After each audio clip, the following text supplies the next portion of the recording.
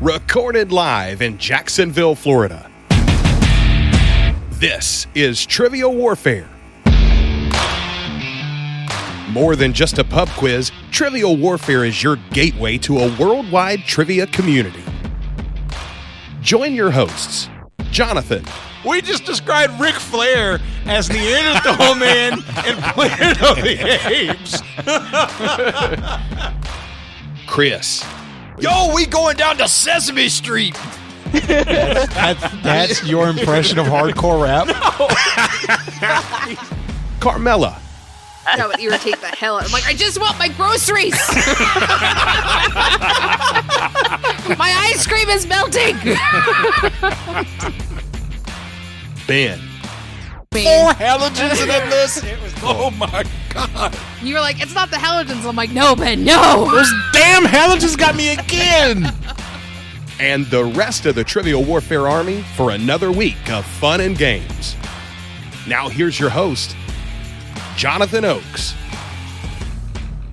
Hello and welcome back to another episode of Trivial Warfare. We are the podcast that takes the pub quiz out of the pub and brings it home to you. My name is Jonathan, and I have a very, very special game for you all today. This is episode number 296, and this is what I'm going to call a game of general trivia. See, everybody on today's show is a general in the Trivial Warfare Army.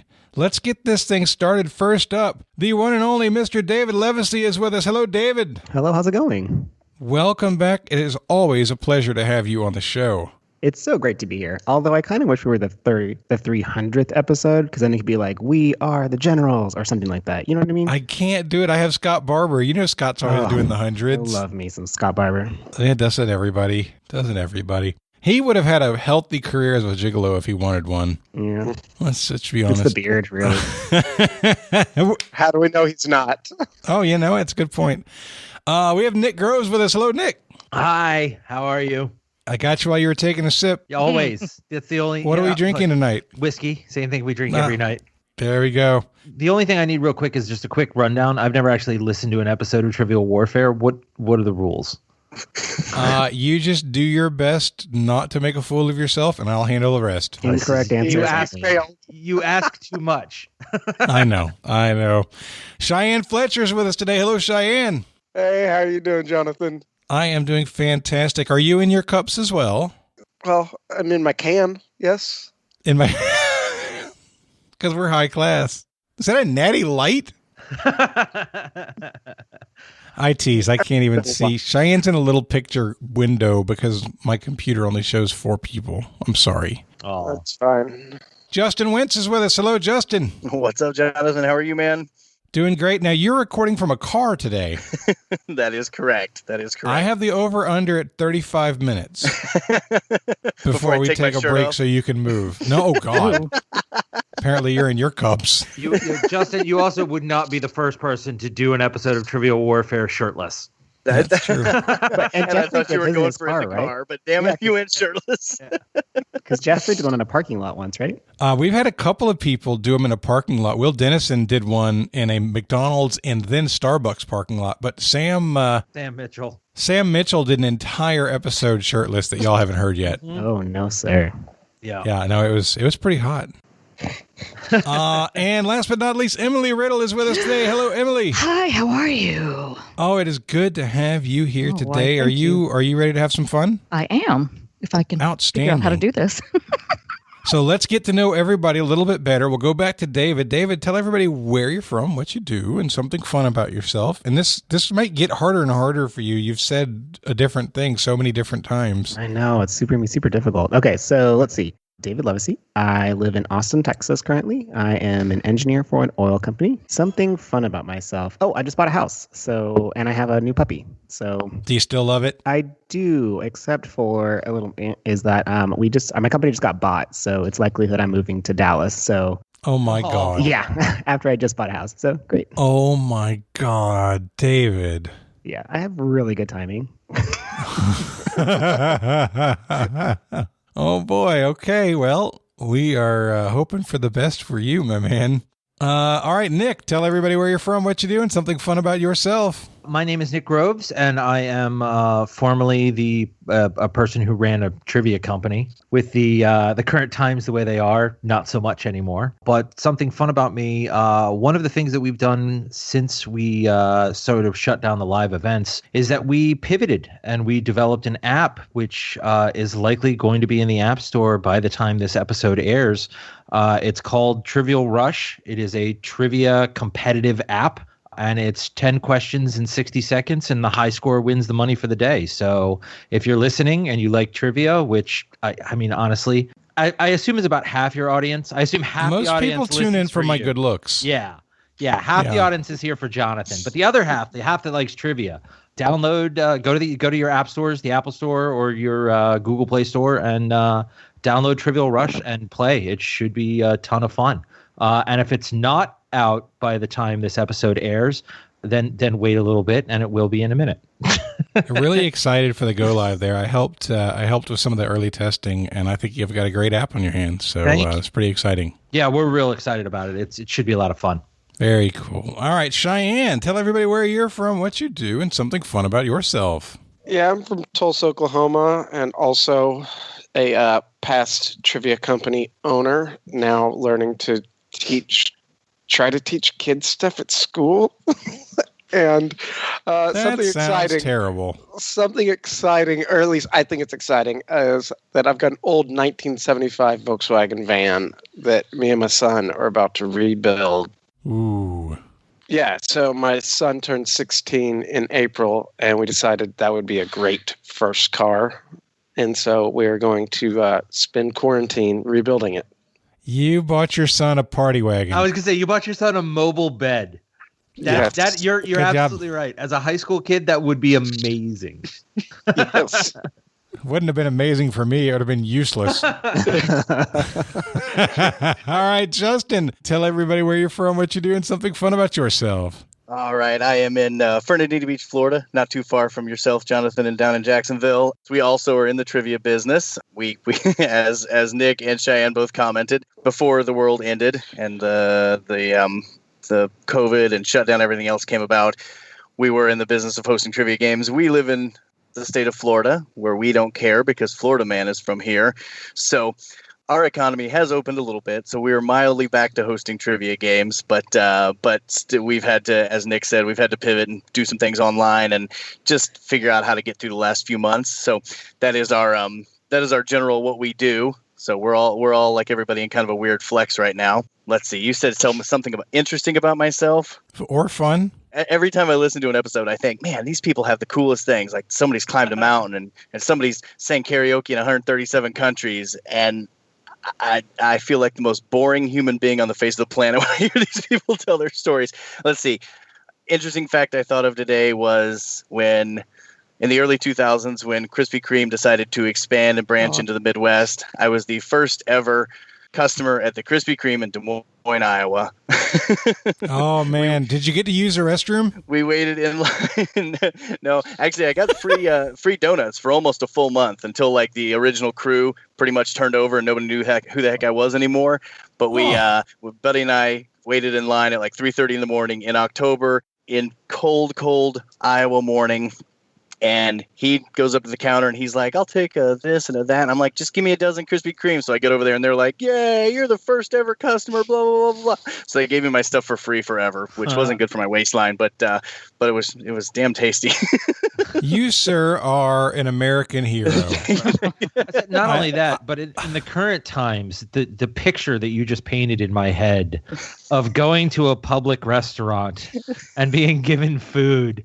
It was porn like. It was very.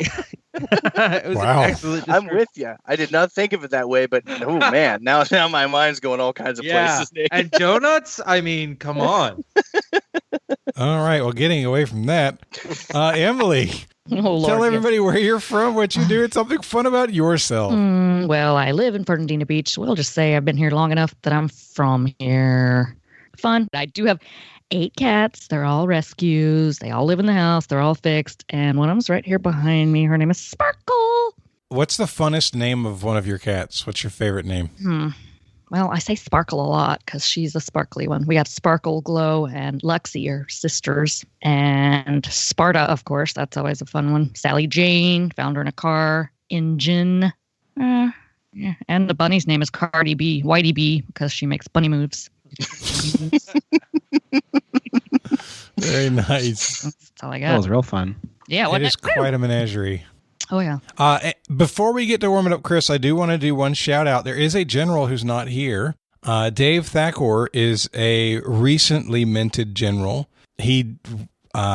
He's the most recent general, and so he didn't get the call for this one because we already had a crowd. But I want to do a in particular shout out to Dave. The next time we do this, you will absolutely be on, and you'll be on before that, I imagine, as well. So shout out to you, my friend. Looking forward to having you back. All right, so it's time for Warm It Up, Chris. It's time to warm it up on Trivial Warfare today. And there's only one person who can warm it up for the TWA, and that's Chris. And sometimes Jonathan. Today's Warm It Up, Chris is inspired by the fact that all of you, in my eyes, are an absolute boss. And so as bosses, you probably know something about companies. So I have a very recently updated, within the last week, updated list of the top 20 U.S. companies in size by market cap. So I want you to try and name companies that are the top 20 largest by market cap. These are only U.S. companies, so Alibaba and that stuff isn't on there. Okay? We will start with Emily. Walmart. Walmart is number 8 on the list with $402 billion with a B in market cap. Cheyenne, you're next. GE. GE, you're going to make me scroll. That's not a good sign for you. Scrolling is not a good sign. I have the top 50 here, and GE is not in the top 50, unless I've overlooked it. Sorry about that. Yeah. It probably used to be. Nick, you're up. Amazon. Amazon number 2 with $1,606 billion in market cap. So that's 1.6 trillion. That would be 1.6 trillion, yeah. Yes. Well, I'm just going by the number the way they gave it to me, all right? Justin, you're up. I'm going to go for the low-hanging fruit and go with Apple. No pun intended. Oh, the lowest of the hanging fruits. Apple with 1.96 trillion in market cap is the largest company in the U.S. Wow. David, you're up. I'm going to say Microsoft. Number 3, Microsoft, 1.588 trillion. You are correct, sir. Emily, you're up. Oh, no. Wow. I'll go with Target. Target. Scrolling. I'm scrolling. I don't know if they have a parent company or not, but Target is not on the list. Cheyenne. If I had not started just from the top of the list of what things I was writing, I would have done really well. I don't know where this falls. Disney.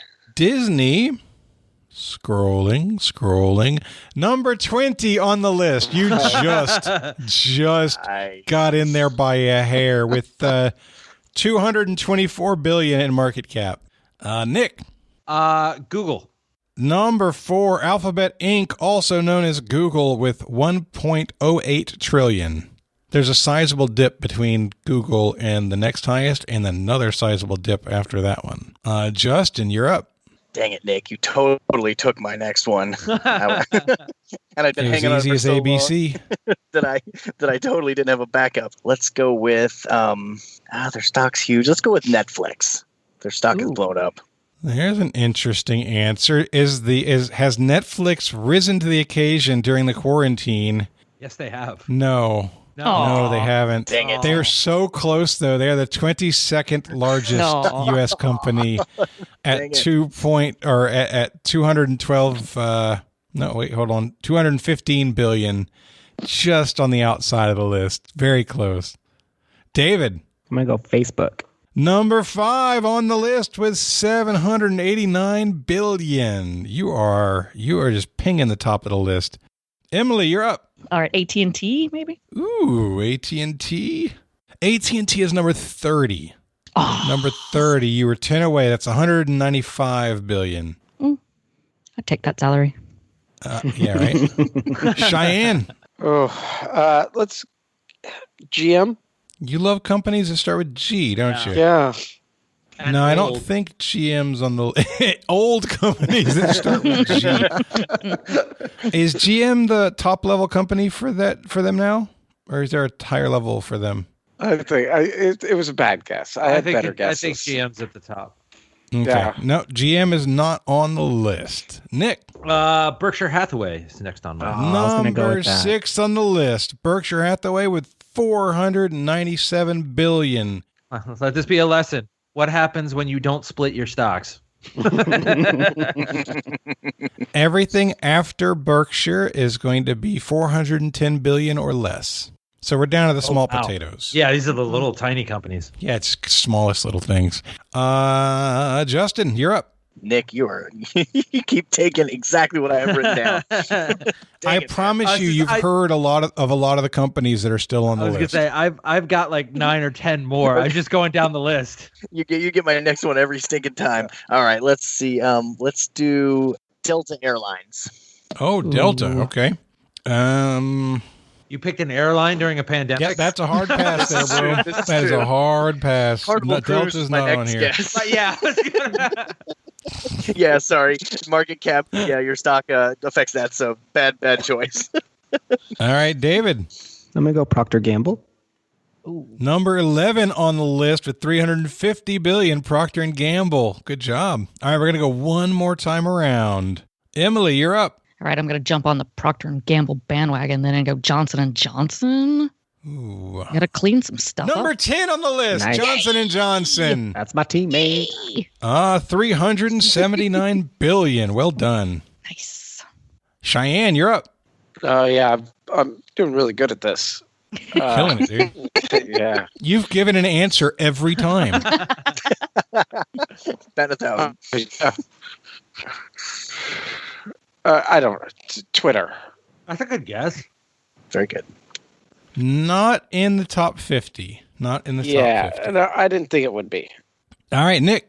Next one on my list is Coca-Cola. Scrolling. Oh, that's like Number 23. Oh. Not in the top 20. They have 214 billion. All right, Justin, I need you to finish strong. You got to impress David. Right. You don't want him to Okay. kick you off your team. This one's gone through the roof. Tesla. Oh, that's an interesting Has that been guess. long enough? It's in the top freaking 10. Number 9, Wow. Tesla Incorporated. That was not on my list. 391 billion. Wow. Higher than Johnson and freaking Johnson, y'all. Good. Wow. That gives you some room for pause right there. Yeah. Mhm. All right, David, you're going to finish us up. All right. There is, by the way, one company remaining in the top 10. Oh, okay. So I'm trying to think of the one in the top 10. So on my list, I've got 3 financials and then one that probably is no longer on that list. So I'm going to go with Visa. Number 7 on the list. That's the last Nice. That was David. You're so good at this. Thank you. job. Businesses are my thing. I love business. So Yeah. question on Like your a list. boss. Thank you. Question, did ExxonMobil drop off that list? They are number 47. Okay. Especially with like the downturn and then all this other stuff. They're just like, they're about to lay out 14,000 people. Chevron's got to be up there somewhere too, doesn't it? Well, let me give you the rest of the top 20 here. The highest one that you didn't name is a technology company that makes graphics cards. It is NVIDIA Corp. MasterCard is 13. JP Morgan Chase is 14. We got a healthcare or a health insurance company at number 15. Verizon United. and Comcast have to be on there somewhere. Is it Home Depot is 16. Oh, wow. Verizon is 17. Mm-hmm. PayPal is 18. Wow. makes sense.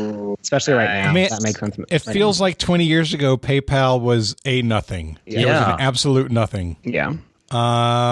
What else we have here? We have number 19 is Adobe. Right.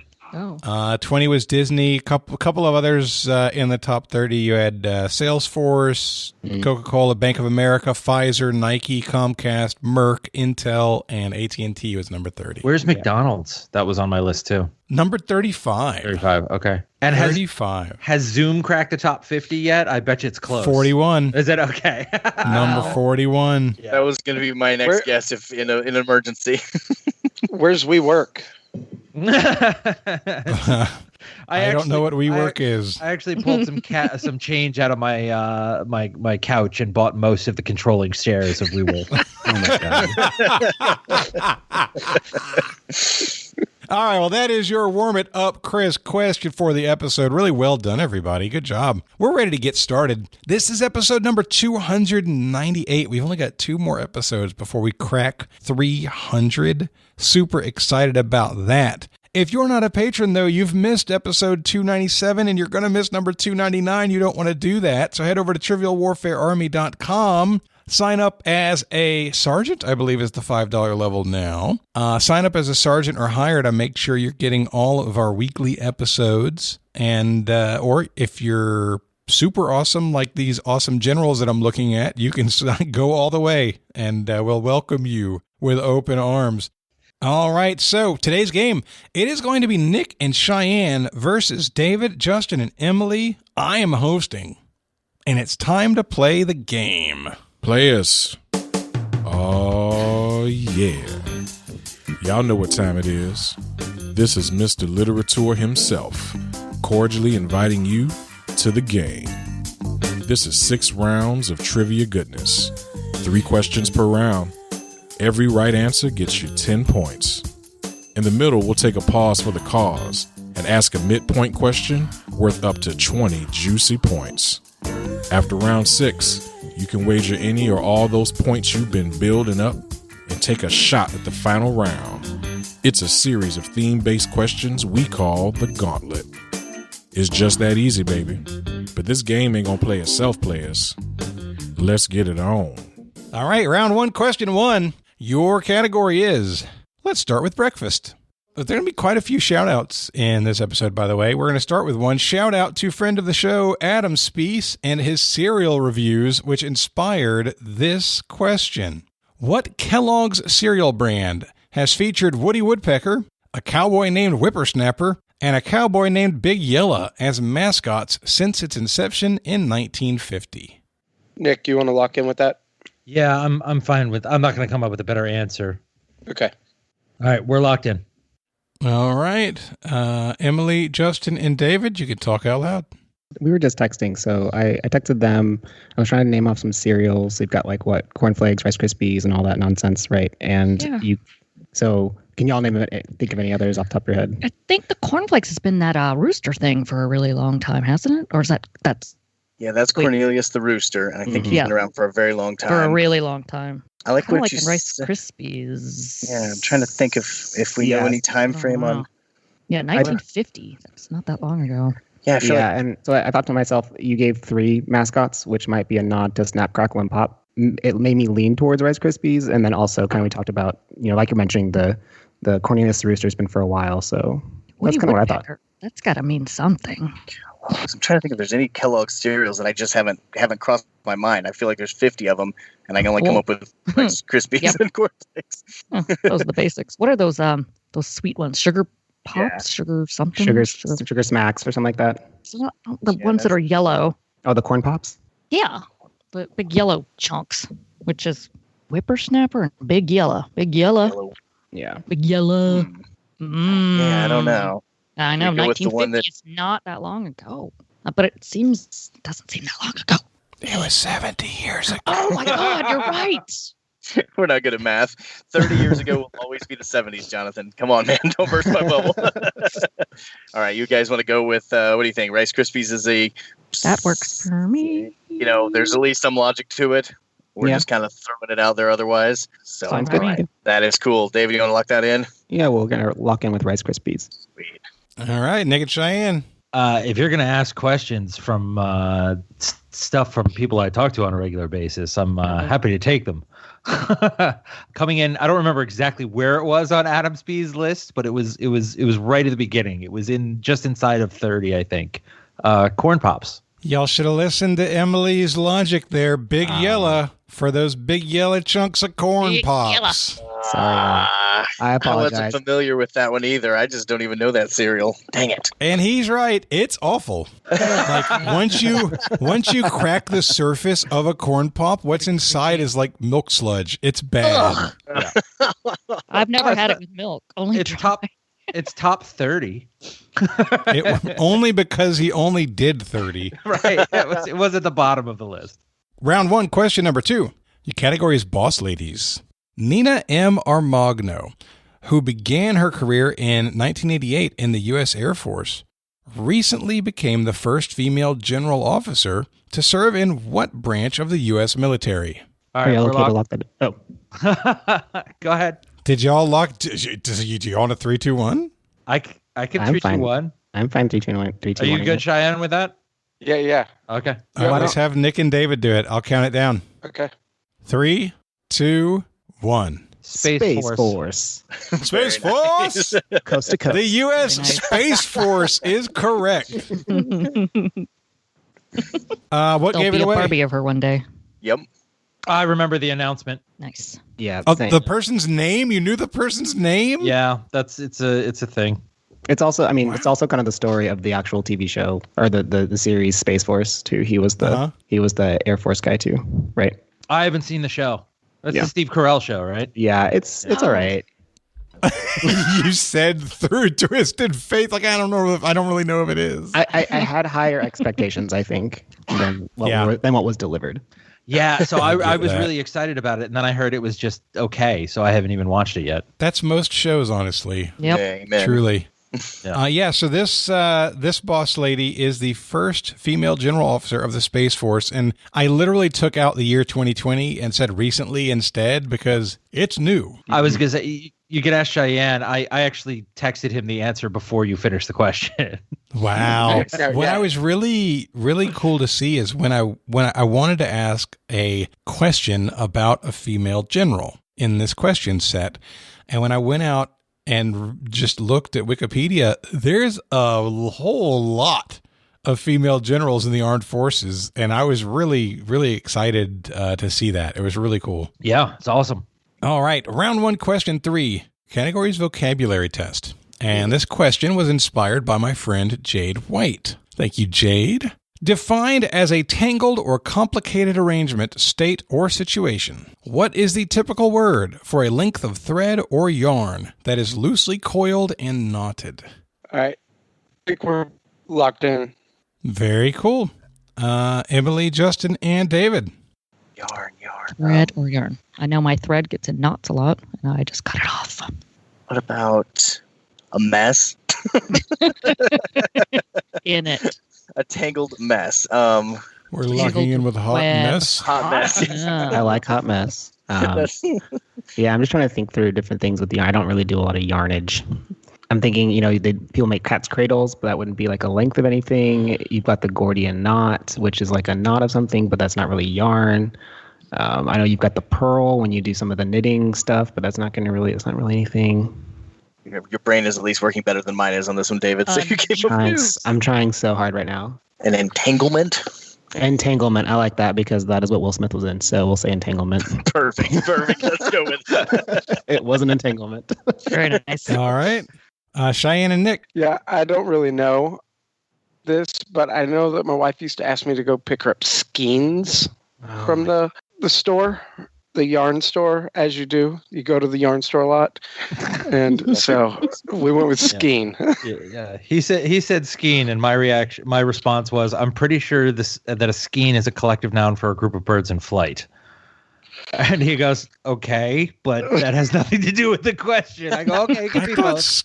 I thought skiing was what you did in Aspen. Absolutely. So I thought it was pronounced skein. I've only seen it written. So I've always thought it was pronounced skein. So now I've learned something today. Correct answer is skein. Oh, nice. And David, actually, I I hit the pronunciation grid, and I literally couldn't tell if it was skein or skein. Mm-hmm. It was right in between. Okay, that makes me feel better. So we're sure though it's not an entanglement.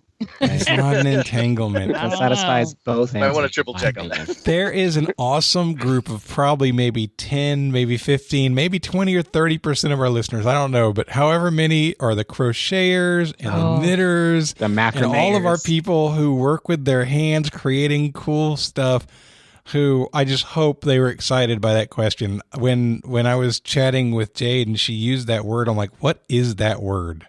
She's like, it's this. I'm like, there's a word for that? That's so cool. Stitch. That's all I got. Yep. Doesn't okay, at the end of the first round, it's 30-10, Nick and Cheyenne. Perfect so far. That's right. We're actually shooting for a perfect game. I'm just going to call it. I'm going to call my shot right now. This is going to be the first ever perfect game in the history of Trivial Warfare. It's we got together before this and we decided that we were going to have like a strategy, and we're just not going to miss any of the questions. Right. You miss 100% of the shots you don't take. So exactly. You got to take your shot. And you know what? A lot of people are going to say this is a jinx, talking about the perfect streak before it's over. But I'm all for, you know what? I'm going to take on the jinx, and we're going to beat it anyway. It's just a fair assessment of your skills. I mean, exactly. I'm hoping you guys are just like the Atlanta Falcons, and you're just gonna be perfect into about round 5, and then it's all. I don't think we're not gonna make it past halftime. I would just like to reiterate: your strategy is to not miss. That is correct. It's a good strategy. It's a good strategy. I mean, it's a great strategy. Cheyenne and I have been working on this for over a month and a half since we scheduled this recording. What's your backup plan? No, we don't need a backup plan. This is all that we need. Oh man. Okay. Yeah. All right, round 2, question 1. Category is movie characters. What actor, perhaps better known as a single-named TV character that ranked number 16 on Rolling Stone's list of the top 40 greatest TV villains of all time in 2016, played the investigator who questioned Sharon Stone during a memorable scene in the movie Basic Instinct? All right, we're locked in. All right. Justin, Emily, and David. Okay, I think we had just agreed to lock in right as they said it as well. So, David, you want to talk? Yeah, I'll talk. I knew nothing. I've never seen Basic Instinct, so I sat there and let them answer questions. I know that's the one where she uncrosses her legs, and that's like a whole thing. Yes, and he's watching this character. That's all I know. I'm really scared by it, so I don't watch it.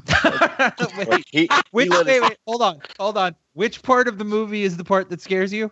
Oh, when she opens her legs, because David has an acute fear of beavers. Yeah, well, okay. It is in my defense, what they look in my head, the way I visualize is like Predator when their mouth opens and it's all scary. Because at first I thought it was like Alien, like a xenomorph, and like a little mouth comes out.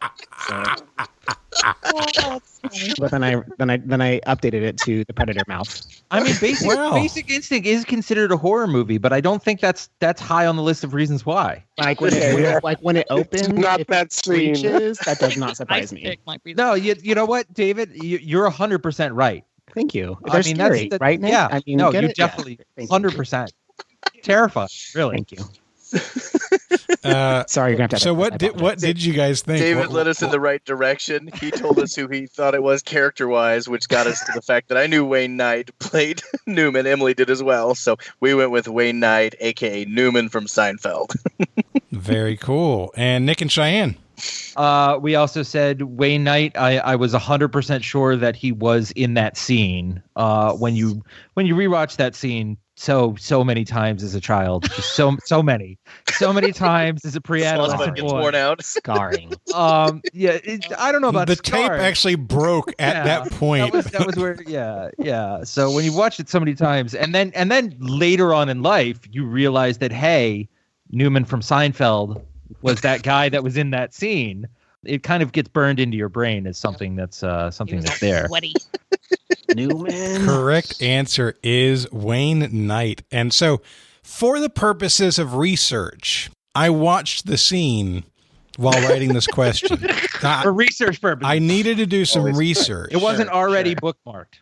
Yeah. No. So honestly, actually, I hadn't I've only watched this movie once, and I don't remember if it was in theater or a videotape, but I've only seen it once. And so I rewatched the scene to double check a few things and see if there's a better question to ask. And so I hadn't seen it since the 90s, and I gotta be honest, if you go back and watch it, the camera work is really good. Like, it is doing hot switches between people, zooming in, focusing on the foreground and defocusing the background, and then switching, and the questioning is going on really fast. And I'm watching this, and I'm like, okay, so I know this as the scene where this thing is about to happen, but I found myself, like, getting pulled into the movie from the quality of the directing. It was pretty cool, I gotta be honest. I was surprised. I have watched that scene many times, as I said before. Never noticed the cinematography. At no point had I considered any part of the professional aspect or like professional skill required to create that scene. I encourage you to go back and rewatch it with that eye. Oh, I'm watching it now. And tell me... And tell me that I'm mistaken, because I was really surprised. I figured it would just be dumb, but it was really intense. I actually found a website that just has a 6-hour loop of the same scene over and over and over again. My second worst nightmare. First dolls, second. Dolls. Gotta watch out for dolls. Third. Did you ever watch China Doll, David? What? Why? Why would I watch it? All right. Everybody got that right. Question 2 in round 2. Your category is Do It Better This Time. This question was inspired by Taylor Gibson. Thank you, Taylor. Thank you, Taylor. What 2012 Tim Burton movie is actually a remake of a 1984 live-action short film that Burton co-wrote and directed in his 20s? We're going to lock in. Very cool. Nick and Cheyenne. I think your answer's better. Okay, so we started. My first thought was that is 2012 is way too late for Nightmare Before Christmas. Right, but I think that what I sent you is wrong also. Oh, well, your answer is better than my answer. So right, Cheyenne then threw out Coraline. But I have a feeling did Tim Burton do Frankenweenie? I have no idea. Is that the one about the dog? Yes. Okay. And I think that was based on a previous thing. Okay, I have gotten to the point in my life where 2012, it could have been 5 minutes ago, and it could have been 40 years ago. Right, yeah. I mean, we were waiting for the world to end, right? Oh, no, that's true. It was supposed to end that year. Apparently, they were the Aztecs were off by 8 years. 8 years. They were off by 8 years. The Mayans, but close enough. Honestly, the only other thing that popped into my head was the Adam Sandler movie, The Hotel Transylvania, which is probably 2018, although I know there's been 3 or 4 of them. Yeah, I don't think that's Tim Burton, though. It's probably not Tim Burton, but that was the only other thing that popped into my head. So I've got nothing. Cheyenne, whatever you want to do, I support you. You're an excellent trivia player and a wonderful person. And I think that whatever answer you choose is going to be the correct one. Okay, can we just keep going with all that, though? Like, you're good looking. Y'all couldn't see it, but Cheyenne was actually motioning for him to continue as he was talking. He's trying to draw it out of him. You smell nice. You have a wonderful decision in breakfast orders. Yeah, let's just for some reason I think it's Frankenweenie is kind of sticking out to me. Okay. David, Emily, and Justin. I wasn't really in on that, but that was my answer. Yes, Frankenweenie is my answer because I know it was a short and it was on, I think, the Nightmare Before Christmas DVD. It was on one of them, but Frankenweenie was what I said, or what my guess was. Yes, we didn't include Emily in the text. We no, they did not. You got to keep an eye on your phone. So is that your locked-in answer? Because it had to have been locked in. Since David and I locked it in, we let Emily say it since she didn't get to participate in the lock. Also, to be fair, I don't have them saved as like them, so I just see 904 the entire time. So I don't realize when someone said, I said, do you want to lock it in? And said, I saw yes, I assumed that we were all together. My bad. No, that's Y'all are representing Duval with your phone numbers, even though you're not technically in Duval. Exactly. Duval. No. Yes, we We could lock in Frankenweenie. We have 2 Frankenweenies. I didn't do this on purpose, but I realized that I followed up a beaver question with a Frankenweenie question. It's completely unintentional, but the correct answer is, in fact, Frankenweenie. So the original featured a live-action bull terrier as the titular character. It was 1984. I don't know if they released it as a short on the Nightmare Before Christmas DVD or not, but it's totally possible because it was a Burton creation. Yeah, I think it was on one of the DVDs, maybe Nightmare Before Christmas, as like a little bonus feature. That's cool. Question 3 in round 2, speaking of bull terriers, is your category.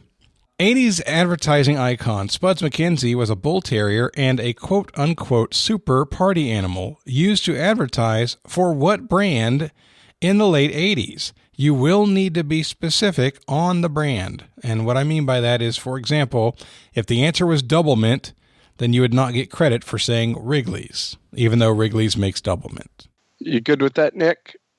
Yeah, your answer. Okay. All right, I waited this time, so everybody texted. We're locked in, by the way. Oh, yeah. So that he has that for that. Yes, I think we all texted each other basically the same thing at the same moment. I think we all agree that that is the light version of Budweiser beer, Mr. Bud Light. Is that correct, what everybody said? Yep. Right. So you're locked in with Bud Light. Bud Okay, Light. Nick and Cheyenne. We locked in with something pretty similar. I'm hoping that spelling doesn't count because apparently I sent Bud L-I-F-G-T. Yeah. And I don't know how that didn't. Obviously wrong. Yeah. Yeah. But Bud Lift is not correct. I said Budweiser. He said Bud Livig, and I said yes, more specific, Light, L-I-G-H-T, and then I said wait, I think it's Light, L-I-T-E. So Bud Light. Unfortunately, it is L-I-G-H-T. No, you're not taking a perfect game away on that. I'm not. I'm joking. I don't care how you spell it. Bud Light is correct. By the way, I'll give 2 bonus points right now. Please. Shout out to the bonus brigade. I'll Come give on, 2 Justin. bonus points right now for the first person, if anybody, can tell me Spuds McKenzie's you know this. actual name. Honey Tree Evil Eye. Holy crap, that is right. I was hoping that was the question. Honey That's what I was Tree hoping you Evil were asking. Eye. That is a 2-point bonus brigade 2-pointer. So we I get never would have those. gotten that. And you know what, bonus brigade? I don't like your bonus points. You know what? He earned that. He definitely He knew earned He it. knew it was coming. He knew it. I could see My it. I was going brain to say the was like- target dog. Target. I'm just saying, Yes. personally, me, Nick Groves, personally disapprove of the bonus brigade, and you should never ever join it, especially Shut if you up. wanted to piss me off. I Those are personally, good Justin people. Wentz, I'm a huge fan of the bonus brigade, so keep them coming, guys. Frankly, I think that everybody should join the bonus brigade just to piss Nick off. That sounds amazing. Sign up. That's as good a reason as any, honestly, even if you don't like the show. I can't imagine that anybody would do something just to spite me. Your wife would. I'm telling her. I'm telling her right now so that she could join just to spite you. He's already a member. Oh, damn it. Just for the record, that's probably one of the stupidest pieces of trivia I've ever had in my brain, and I've waited my entire life to use it. You can retire now. That's so much It's too, fun now. it's too hard to ask as the question, you know? Exactly. So here's a neat fact. Spuds McKenzie is a female dog. Really? Honey Tree Evil Eye is a female dog, yes. I'm just I can't saying, at really, 42 years old, I can't ride a skateboard. So the fact that the dog can do it is really impressive. I'm with you, That's Nick. great. She was in hot tubs of that. But you can't really use male dogs because those kind of famous dogs, they don't neuter them. And it's very obvious that they're males. It's like the opposite of Basic Instinct. Yes. Bringing it back. Well done. Circle. That round is over. Score is 60-42 after the end of the second round. 60-42. real Nick and points. Cheyenne are still going with their strategy. They haven't changed strategies yet. It's, We're gonna it's win a by valid 2 strategy. points. It's a good strategy. But we're going to win Reminds by me 2 of the points. movie Better Off Dead, where he says, "Go that way really fast. If something And gets in then your way, turn." Yeah. The K-12 dude. Yes. All right. Round 3, question 1. Your category is Rest in Peace. Hats off to Hoot, a Hall of Fame pitcher who passed away earlier this year. He had one of the best seasons a pitcher ever had in 1968 when he posted a 1.12 ERA for the season, which helped motivate the league to lower the pitcher's mound from 15 to 10 feet. Name this legendary player. Yeah, Cheyenne. Okay. All right, we're locked in. All right, David, Justin, and Emily. So I'm helpful in the fact that I saw when this like happened. I forgot. I don't know if it was a tennis tournament was going on, so it like showed up. That's all I got. Okay, I'm pretty sure I've got a handle on this one. I think. Thank you. Appreciate it. Pretty sure we asked about this at some junction in our lives because we had some Cardinals fans that were a big fan of this answer, and if I remember right, it was Bob Gibson, St. Louis Cardinal great. So you're telling me he's a martini with an onion instead of an olive. Exactly. Gibson. A Bob and Gibson. Yes. There we go. Thank you. Ooh. I got the joke, David. I like it. Yeah. That is not the answer we had. No, it's not. Oh wow! Did we? He felt pretty good about that. Yeah. The basis for my answer is one of the things that my trivia company used to do is that in January of every year, we would do we had a picture round as part of our game, and we would do January would be the in memoriam round. So every game we had in January, we had a different picture round with 10 pictures of the people that had died throughout the course of the year. And in order to keep track of that, whenever somebody died during the course of the year, we had a Slack channel that was just post the article to there, and that's where we'll draw from at the beginning of the next year. So the only thing that has continued since March is that my staff, or my former staff, has continued posting articles to that Slack channel the whole time. So we said Whitey Ford was the player. I know he just passed away like a week and a half ago or like 2 weeks ago. So yeah, it was pretty recently. So Yeah, pretty recent. That's what we went with. That being said, I didn't read the article. I just remember seeing the name. So it's been a really sad year for baseball. Yeah. Joe Morgan recently passed away. Yeah. Whitey Ford recently passed away. And the answer to this question, Bob Gibson also passed away. His nickname was Hoot. I love that. I did not know the nickname. I didn't either. Yeah. By the way, Nick, Jeremy Conman is very disappointed in you. You know what? Very disappointed in you. Why would today be different than any other day? The bonus pipe brigade is also disappointed in you. Yes. Oh my God. The bonus brigade hates Nick. Yeah. I can't stand him. You know what? I just like them too. Nick. Oh, see now. Nick, we got to get a new strategy. Yeah. What's the 3 months of planning out the window? Breaking a perfect game on a Major League Baseball pitcher question. How much better can it get? I really wish you had made the category name Ripkin, but oh Mal. Just saying. I don't know a lot of sports stuff, but I know who Ripkin is. Hey, that's Emily too. So I someday I'm going to write a before and after question that's going to be Bob Gibson Les Paul. Oh yeah, nice. Right? That's good stuff, isn't it? I thought of that while y'all were thinking. I wrote the question to honor Bob Gibson, but honestly, if I just said the words 1968, lower the mound, the answer is Bob Gibson. I know. We were way too quick on that. We should have thought. Ford, I said yes. That was the end of the discussion. Yeah. And then he said GM, and you're like, oh shit. Yeah, I stopped. Honestly, I stopped paying attention after we came up with our answer. God. All right. Round 3, question 2. Your category is cool places. The dwarf planet Pluto was discovered at what facility? Located in Flagstaff, Arizona, and named one of Time Magazine's 100 most important places in the world in 2011. Sure. I was just about to say, hey, Nick, I'm waiting for your correct answer to come. No, that's a good thing. That's all I have. That's the only thing I can come up with. So if you don't have anything to contribute, then I guess we're locked in. Yeah, I have nothing to contribute. There's a truck stop in Flagstaff I really like. Okay, so y'all are locked in. It's on Route 66. Right? Do they have Dunkin' Sticks in the vending machine? I love Dunkin' Sticks. Yeah, we're locked in.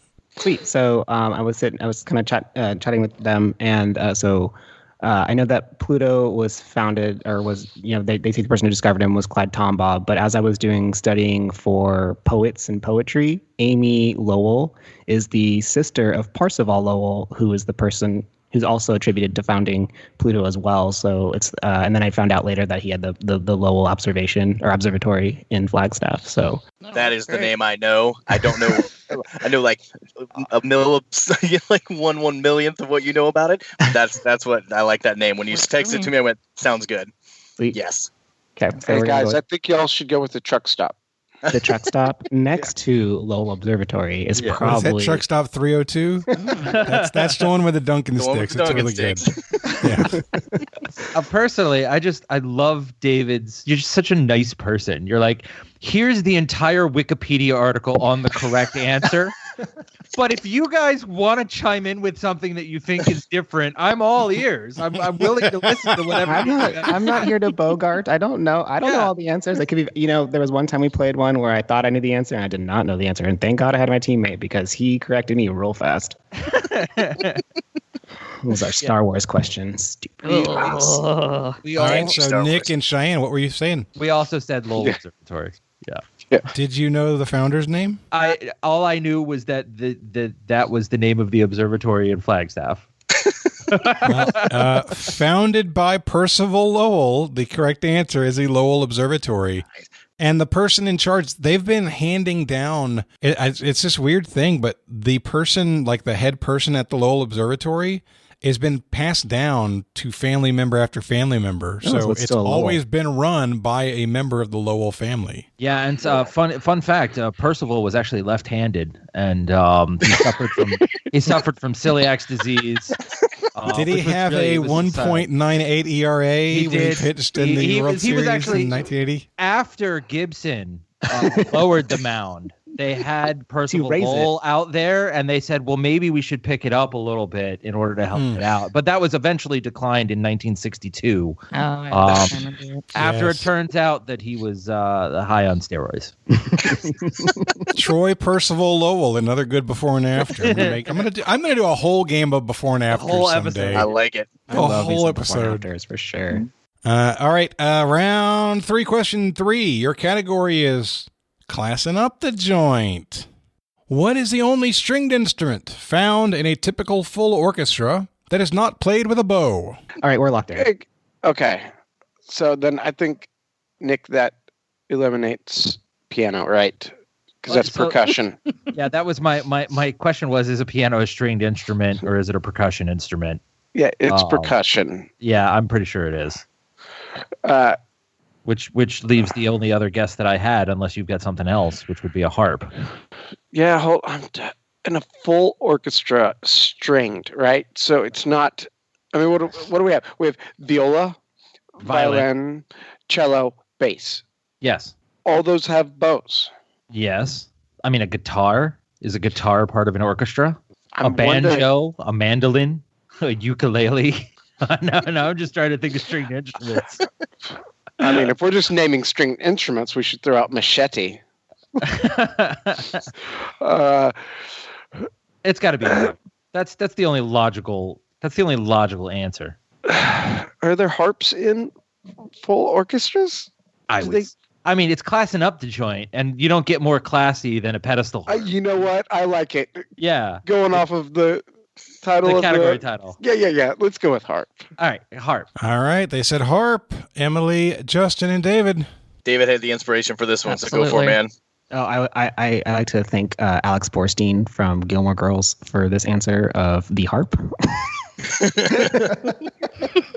Correct answer is the harp. Well done. Nice. So I said the word full orchestra. That's not an official word, but I wanted to imply that it was not a chamber orchestra. Mm-hmm. A chamber orchestra is a smaller version that doesn't necessarily have a harp. And there are some. So other cool things I learned about harping, by the way. Yeah, because that's full what you orchestra, do. like a fully fleshed out orchestra, has 2 harps. One that plays melody and one that plays harmony. And that's really cool to me, but it's really hard apparently to find that many good harpists. So there are some full orchestras that don't have any harps. I'm just trying to think of other stringed instruments. Is a lyre a stringed instrument? Yes. It was 2,000 years ago. Okay. By the way, you know how they have chairs when it comes to instruments. And when you were talking and you mentioned the bass, I realized in an orchestra, you might actually have a first base, second base, and third base. Yes. It's damn near a sporting event. Almost. So I grew up playing the jaw harp, which is you put it in your teeth and you basically go ding ding ding ding ding. Yeah. So it's like, wow, wow, wow, wow, wow, wow. That wasn't your interesting fact. Come on, David. Sorry, I didn't. Now you know. We didn't know it was going to go down this way. Ding ding ding ding ding ding. That was great. Y'all should have seen the motion, man. See the motion. Beautiful. I'm very emphatic in general. So at the end of the third round, it's a tight game. It is 80-72. Nick and Cheyenne have a lead, but it's getting tighter. Your midpoint category is world leaders. Oh, I'm going to take a break. I'll be back. All right, I got it. I've already got 3 of the 4 answers written down. Okay. That's nice.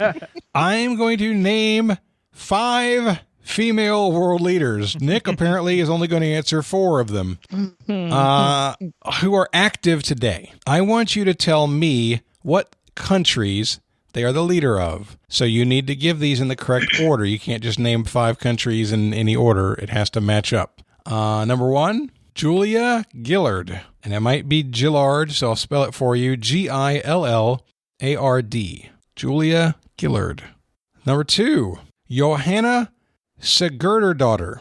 Sigurdardottir is, Johanna is Johanna. Sigurdardottir is Sigurdardottir.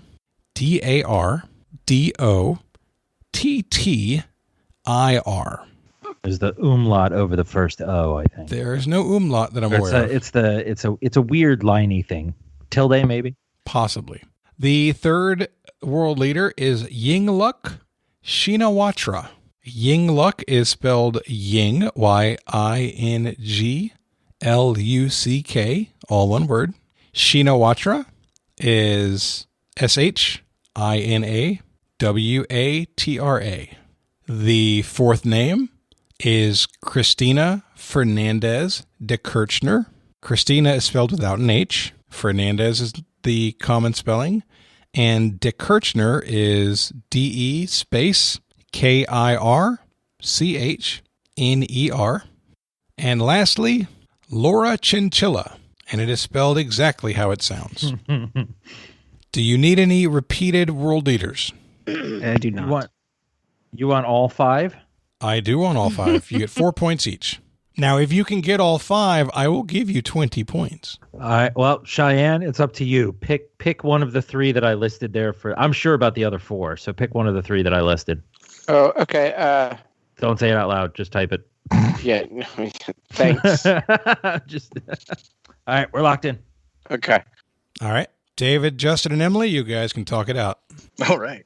I think David is all on top of this one. Thank goodness we have him with us today. Yeah. So Kidding, man. I mean, you give me something about women, and I know a lot about women except for the anatomy. So I mean, okay. Outside of that scene of Basic Instinct, you're good. Yeah, as long as it's not Basic Instinct, I'm good. So I like world leaders in general, and I like women. And Julia Gillard, she has a really lit TikTok. So if you've ever been on TikTok, she's got a TikTok that she uses. So she's from Australia. And then Sigurdardottir, I don't want to pronounce it, but just looking at it, I know that's Iceland because of the way it's pronounced. Well. Yeah. Mm-hmm. I know that Shinawatra is from Thailand, and then Cristina Fernandez is Argentinian, and then my only one that I was a little unsure about, but I'm pretty sure I remember this, is Chinchilla is Costa Rican.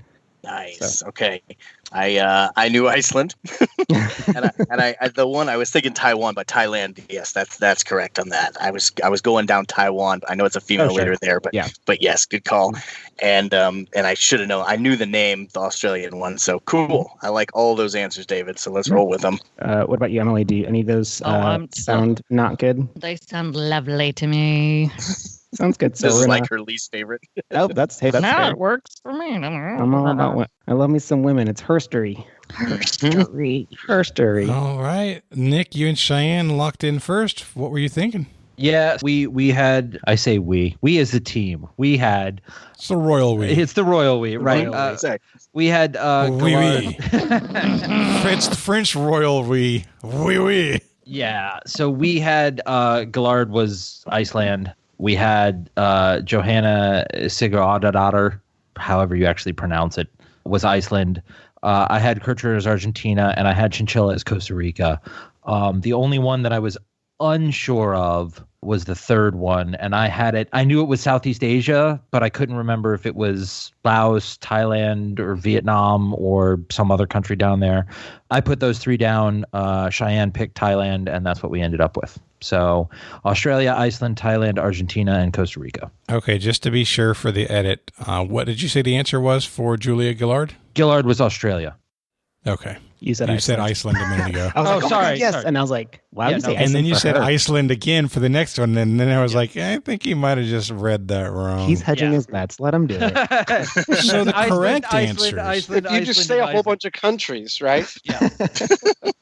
The correct answers in order: Australia, Iceland, Thailand, Argentina, and Costa Rica. Wow. Both Good teams job, got full freaking credit, and I'm so proud of y'all. Holy moly. Good job, David. Yeah, That that's was all fantastic. David right there. Would've Oh, gotten- okay. I know you knew some of them, Justin. Oh, that was David all- nailed it. For my team, it was all me. Nick Okay. had no input at all. It was all Nick. Why You don't is wanna everybody take credit for laughing automatically? Yeah. They just know. Just to clarify. And Jonathan, Good job, Nick. Asking a question about female leaders and not mentioning Merkel. I know. That's that- the only one I know. I'm like, Merkel. I was hoping You for New all are Zealand. generals. I know. So, for those of y'all who haven't picked up on it, I didn't write a super easy game because you all have a really high level of trivia ability in general. That's what I did there. Get it? No, absolutely. You all are good players, so I did not go with the low-hanging fruit. Yeah, I'm also noticing a slight tilt to certain individual players' wheelhouses for different things. No, that's incorrect. I Okay. desperately write questions whenever it's my turn to write questions. It's nothing to do with planning. Yeah, he totally made that baseball question for me. Right, yeah. Oh, I thought it was for me. It's just one of those, like, It's for yeah, us, look, Emily. when somebody asks a question and the answer involves word for word the recitation of a Wikipedia article, that's kind of in their wheelhouse. It just helps that I'm studying poets. He was going to read some poetry by her. He but got it from poetry, dude. That's not the normal in for the Lowell Observatory. Poetry, astronomy, they're right next to each other. They live in the same house. I just think it's super cool when people that are completely different, like their worlds combine. You know, Byron and Ada Lovelace. You know what I mean? Like it's crazy. You know what? That's the end of the midpoint. And the score is 100-92. And Nick and Cheyenne maintained their lead in the half point. All right, everybody. That is the end of the first half of today's game. Before we get on with the second half, I want to let you know that today's episode is brought to you by BetterHelp. BetterHelp is a service that assesses your needs and helps to match you with your own licensed professional therapist. This is the third show in a row when I've talked to you about BetterHelp, and I hope you've been listening because this is a fantastic service. You can connect with a therapist in a safe and private online environment. Get started within 24 hours.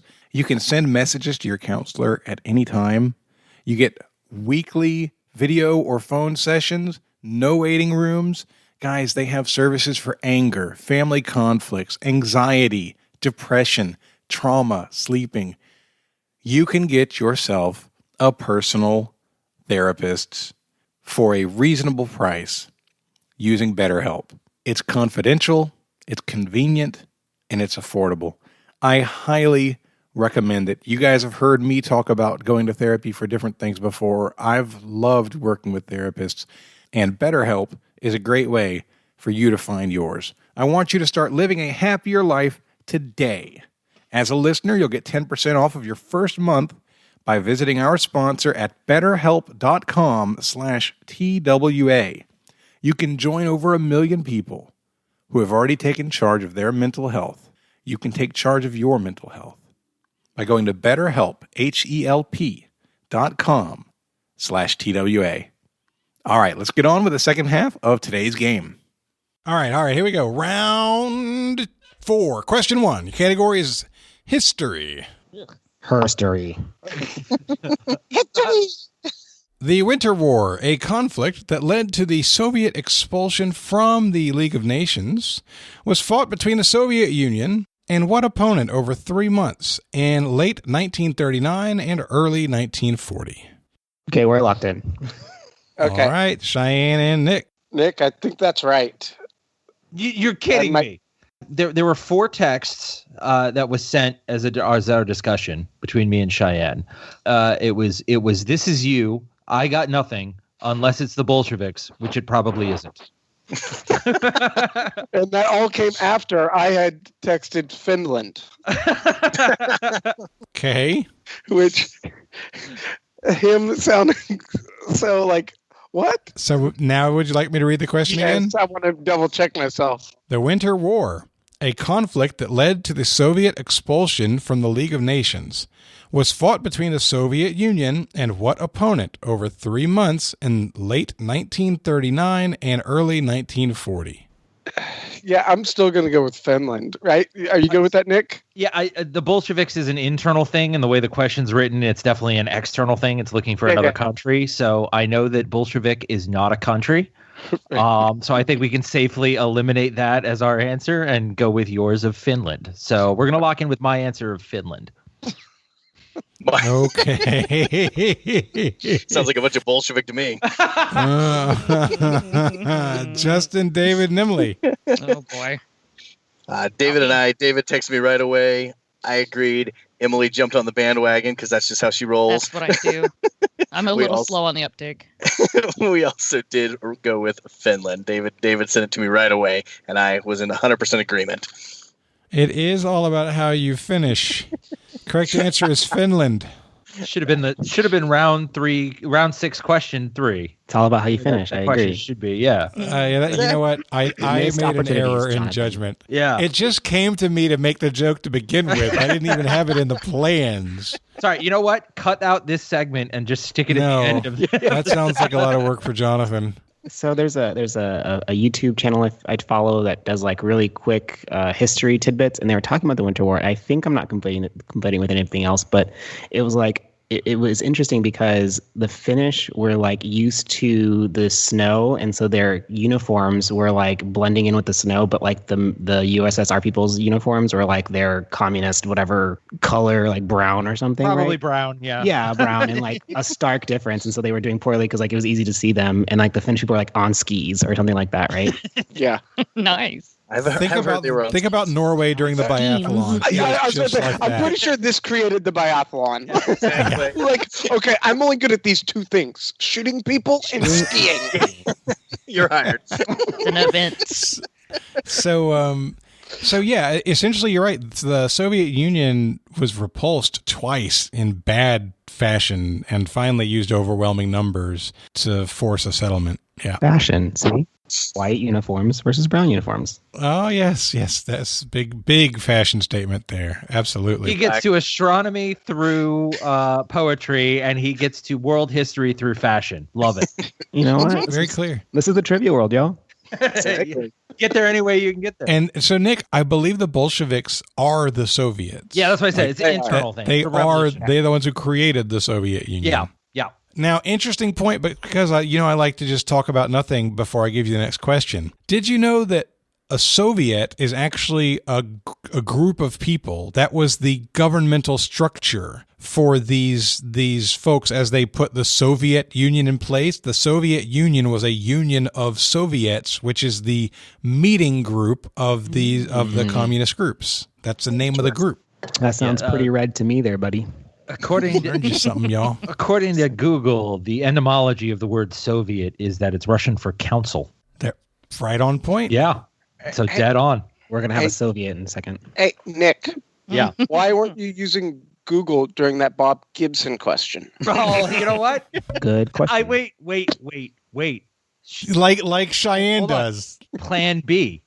Plan A was not the question wrong. Plan B. There you go. I don't know how we didn't think of this earlier. That's so obvious now. Oh, Plan A fails. Go to Google. Yeah, clear. It's alphabet now, actually. Oh, sorry. Yeah, no, you lose points for that. Okay, round 4, question 2. Your category is entertainers. Bridget Lundy Payne and Samara Weaving appeared together on the big screen in 2020 in supporting roles in what family-focused comedy? I mean, there was funny parts. There's Not that family funny. stuff. Oh, it's ma'am. There were a couple of funny parts I left out. Should I have? Probably not. I'm loving that this is the hardest question of the set so far. Way to go. Ooh. Oh, that's a reasonable answer. Yeah, you think? Just to like put us out of our misery, should we just answer it? Yeah, go with that. Okay. All right, we're locked in. Okay. David, Emily, and Justin. Ooh, okay. Okay, sorry, we're texting frantically. Yep. so- Okay. Sorry. Well, now we don't We'll have. start talking frantically. What have you thought of so far? So what Now we we thought don't- so far is Ready or Not. Yeah, but Samara Weaving was definitely the lead. Yeah, I mean, how do you define supporting? I don't know. She was supporting her fiance It was a or comedy husband. to us. It was a comedy to us. It's family focused. I'm all about it. I'm trying to think of 2020. So 2020 Yeah, what were the comedies. theaters? So I went to a movie drive-in for Sonic the Hedgehog. She is not in that to my knowledge. Yeah, so we've got Sonic the Hedgehog, the Phineas and Ferb movie. Definitely not that one. Not going to help us there. Oh, yeah. We have, let's see, Doolittle. If that one came out, I didn't see that one. I just watched that Halloween Adam Sandler movie, Herbie Halloween or whatever it's called. Oh, Hubie. Halloween. Yep. The problem is I don't know who Lundy Payne is. That's another problem. Is that's not helping. Not at all, exactly. Do we have a better guess? Is that a Lundy Dash Payne? It is a Lundy Dash Payne. There's a Jessica Lundy. Is she related to Jessica Lundy? I don't know. Where does it go? Maybe they're married and they hyphenated their name. She's more like, well, depending on her age, I guess. Mm-hmm. Just real pain in my you-know-what right now. I'll tell you what. I am drawing a freaking what? So the only comedy, like I said, the only comedy in theaters that I know went to theaters was Sonic because I saw it, and I'm fairly certain Doolittle did, but I don't mean Robert Downey Jr. is in it. I don't know any of the supporting actors in it. So just for the sake of clarification, because it is inherent in the question, so I'm not revealing anything I don't believe, but it will allow Nick and Cheyenne to unlock when I say this. Okay. When the question says hit the big screen, it simply means the movie was released in 2020. It was a feature film. May or may not. Right. It was a feature film. It may or may not have been in theaters. Because of the COVID. Yeah, that was a and big part of our discussion that Cheyenne and I had was shoot, there's only like 5 movies that have been released in theaters this year. Okay, it may or may not have been on the big screen. It was a phrase meant to mean released in 2020. Feature film. Yeah. Nick and Cheyenne, does that change anything about what you said? It probably should, but I don't think it will. Well, but let's at least give it a second. Just because. Sure. Yeah, type. All right. Okay. All right, so everybody's got to go back to typing now. I've thrown a wrench in it. I apologize, but I didn't want you to make a decision, and I don't want either team to make a decision based on an improper wording of the question. I Can you say that. 2 names again then? Because I kind of quit thinking about their names. Yes, and Cheyenne, just to be clear, I don't want you to go back and rethink this based on now you've heard them talking about these people. It should only be if the decision-making process was about the theater and whether it was released. So Cheyenne actually sent me a message saying, I'm listening to them talk about these women and I have no idea who they are. Their names are Bridget Lundy Payne and Samara Weaving. The thing is that after hearing them talk, he may now have a better image of one of them. But so I'm only saying that if you were thinking, oh, you know what, we want to go this, but it was never released in a theater because of whatever, then you have a right to change it. But if you're like, well, now that we have a little more information, let's talk about it again. I really don't want you to do that. I think we stay locked in. Yeah, let's stay. Yeah. Okay. I haven't heard anything that would dissuade me away from the answer we're giving. Sorry, so we're still talking there. We kind of threw out the witches and then the lovebirds. Sorry, we're back to talking. Okay. Yeah, we are. Sorry, we also threw out the lovebirds with Issa Rae and Kumail Nanjiani, who got super buff.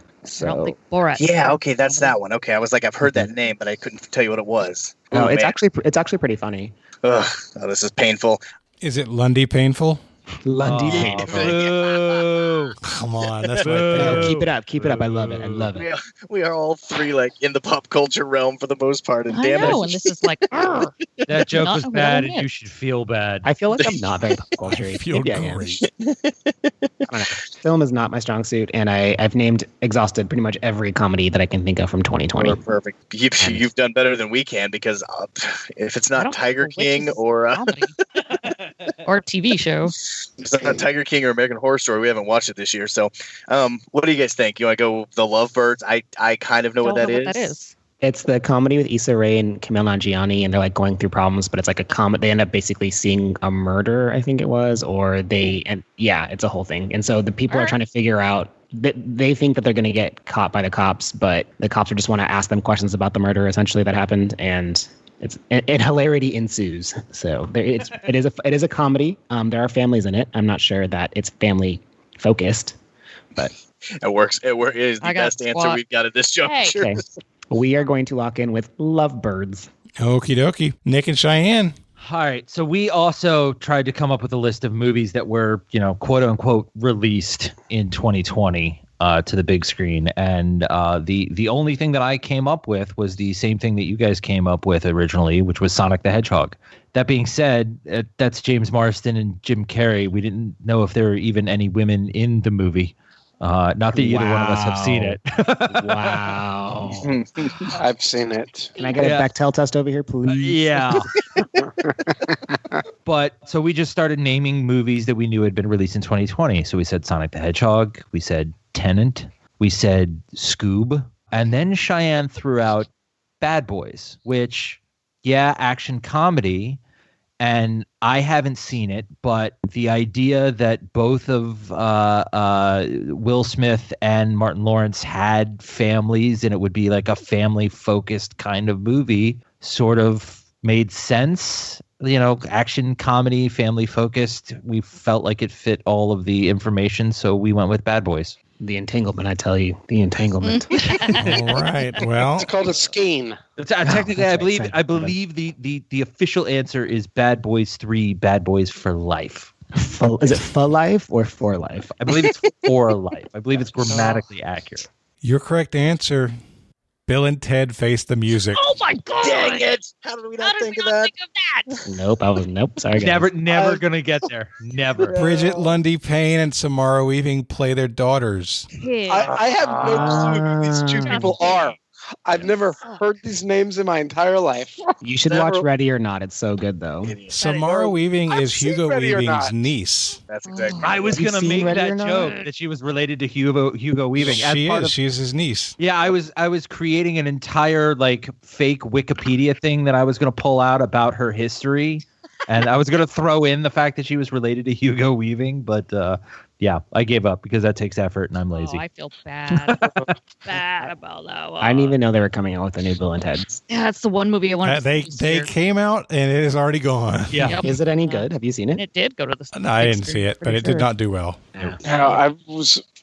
Ugh, All right, that was super funny for me for that to be the damn. double Damn. zero. But I bet this won't be a double zero. We'll find out. Round 4, question 3. Your category is a hero of Russia. That's a terrible accent. I don't even know what accent that was. Very. The hero of Russia. Oh, that's a little better. It's an Asian. It's accent. not good. This is the Bolshevik question. There you go. Your Bolshevik question. Okay, here we go. Known as the Russian Shakespeare and the creator of the modern Russian language, what writer and creator of Eugene Onegin was the great-grandson of an African slave that rose to prominence in Tsar Peter the Great's court? All right, I think we can lock this in. Nice. Okay. Nick, these are just like IDK, really? Sure. We're just throwing some. Listing Russian authors. And thank you, by the way, for this, Jonathan, because now Winds of Change by the Scorpions is going to be stuck in my head for the remainder of the game. Listing off Russian authors that I can name: Dostoevsky, Tolstoy, Gorky, and that's it. That's the list. That's all I've got. So Cheyenne picked Tolstoy. You good to go with that? Yeah, sure. I mean, it's just throwing a dart, right? Like, yeah. I mean, I'm confident that all three of the people that I named are Russian authors. Do you know the character that he mentioned? I do not. I feel like I should. I feel like a good trivia player would. Right. Which I think is perfectly encapsulates my position as not a good trivia player. Yeah. So remember when I sent you that book report about all the Tolstoy stuff that you were supposed to read? Oh, yeah. As part of our studying for this episode, yeah. Yeah. Do you remember that character? I don't remember seeing it as part of the 47 link review that you sent me. Yeah. All I'm hearing is your teammate is letting you down. And that's what I'm hearing. So, Ow. All right. Well, let's lock in with Tolstoy. Yeah, let's just do it. Let's lock in with Tolstoy. I feel like every time that there's a guess, it's Russian author. And if the answer is Tolstoy and I didn't say it, I'm like, oh, that was so stupid. Sure. The only thing that's going to make me feel bad is if it's Dostoevsky and you know what? Screw it. I named 3 Russian authors. I'm going to count that as a win. Yeah. Good job. Moral victory. That's pretty good. Emily, David, and Justin. Okay, we're going to go back to poetry. Just kidding. Yay! But we are. So when I thought of Shakespeare specifically, I thought of playwright and poet. And so the only playwright that I can think of like that might possibly be it, and I don't think it really is because he's too new, would have been Chekhov. But as far as poetry, which is the Bronze Horseman, would have been Alexander Pushkin. So we locked in with Pushkin. So guys, the Russian Shakespeare and the person credited with the creation of the modern Russian language. Pushkin. Nice. Great job. Amazing. He's on my team from now on. Bye, Justin. Bye. You should just see my flashcard, my set of flashcards for poets and poetry, and he shows up, and I was like, he's the only Russian. Nice. Pushkin is not really super well known outside of Russia. Obviously, he's a name trivia players know. Well, good trivia players, Nick. Yeah. Right. Yeah. But, I'm just gonna say, take me to the magic of the moment on the glory night. But in Russia, Pushkin is legitimately celebrated as their hero of literature. He is their guy. And so I brought in the fact about his great-grandfather because I originally was trying to write this as a question about his great-grandfather, who is super interesting. So they believe his name was, depending on the source, is either Abram Hannibal or Ibrahim Petrovich Gannibal, probably pronounced Hannibal. They believe he was born in Cameroon. He started as a slave and won Tsar Peter's favor. He was sent to be educated in Europe and ended up rising to the rank of Major General of their army engineers in Russia and spent roughly 10 years as the commandant of the city of Reval in Estonia. He was a legit boss that started as a slave in the Russian court, and he was Pushkin's great-grandfather. Are all of these questions general related? There are more than normal, aren't there? Where the children of tomorrow dream away in the winds of change. I do feel a bit seen, and I'm happy for it. Okay, we got a one. Oh, man. Man. It's a friggin' 2-point game. It's the damn bonus brigade again.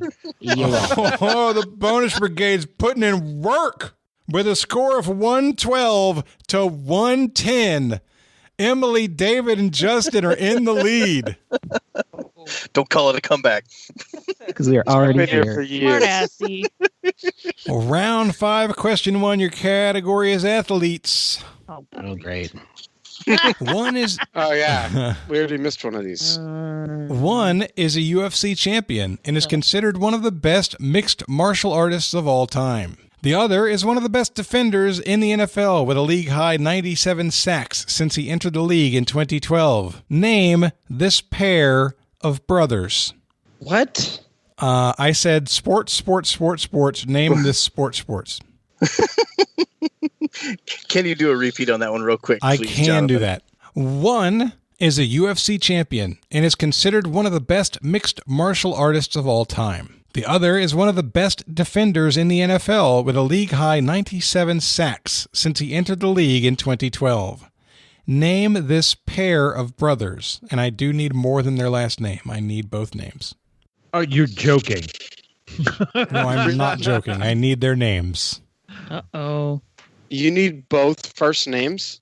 I do, yes. I want the pair of brothers. I don't want their last name. They're honest to God, their last name is way too easy of a question. Uh-oh. Nick? Yeah. You need to just start making something up funny to talk about. Yeah, don't waste our time, Nick. This is a long game so far. Honestly, I feel a lot of pressure having to carry this team with all of the... He carried Tolstoy for sure. Generals lead from the front, Nick. All right, if you're good with it, we're locked in. Yeah, just make up some I've got first it. names. I've got it. We're locked in. I got it. I got it. No, 100%. I'm ready. Okay. All right. Emily and I are trying real hard to derail Justin, essentially. And I've derailed him with the Watt brothers because there are three of them. There's the third one was they're the MCs for Tag, which is a terrible show, but that's all I got. Are you kidding me? It's amazing. It is not amazing. Sorry. What is Tag? It's like professional tag. They parkour. It's exactly all what over. you think it Oh is. my It requires no further explanation. Hey, there was a movie in the 80s called Tag, the Assassination Game. They made a Tag movie a couple of years ago. Oh my God. Is The Tag pure movie gold. was amazing. Pure gold. It's great. Oh my God. I love it so much. I bet that's why they made the game from it. And then the only other MMA person I know is GSP because he fine AF. What is his full name? Is it Jean GSP. John St. Pierre? No, George St. Pierre. George St. Pierre. George. Yeah, George St. Pierre. Okay. But I don't know. What I was trying to think of is right, UFC so. champions. It's gotta I believe it's George's. Gorgeous. Gorgeous. I was trying to think. There's Jason Pierre-Paul, who is a good defender, has a lot of sacks in the NFL. I was trying to think of whether he has a brother that I'm not aware of. I feel like if this is an MMA fighter that's been voted one of the best MMA fighters of all time, it's a name I'm going to have heard of because they slather it all over every freaking restaurant when there's a big fight and everything else. Mm-hmm. I'm trying to think of who big MMA fighters are. I mean, I like the Watts are the best guess we have so far. I will say, Yeah, but you don't have first names. I will say the third one is like the third Hemsworth. He's super tiny. So you know what I mean? He might be a great MMA fighter for his weight class, but I don't know. Okay. What about dang it. I'm trying to think of some of who's the guy? John Jones. Jones is just a random name. I don't have a first name for that. Yeah.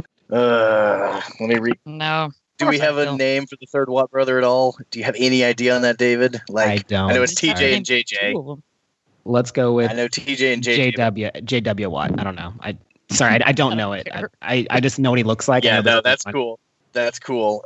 Yeah, so we will go with JJ Watt and JW Watt. JW Watt? All right. JW, what the Nick hell and are you? Cheyenne.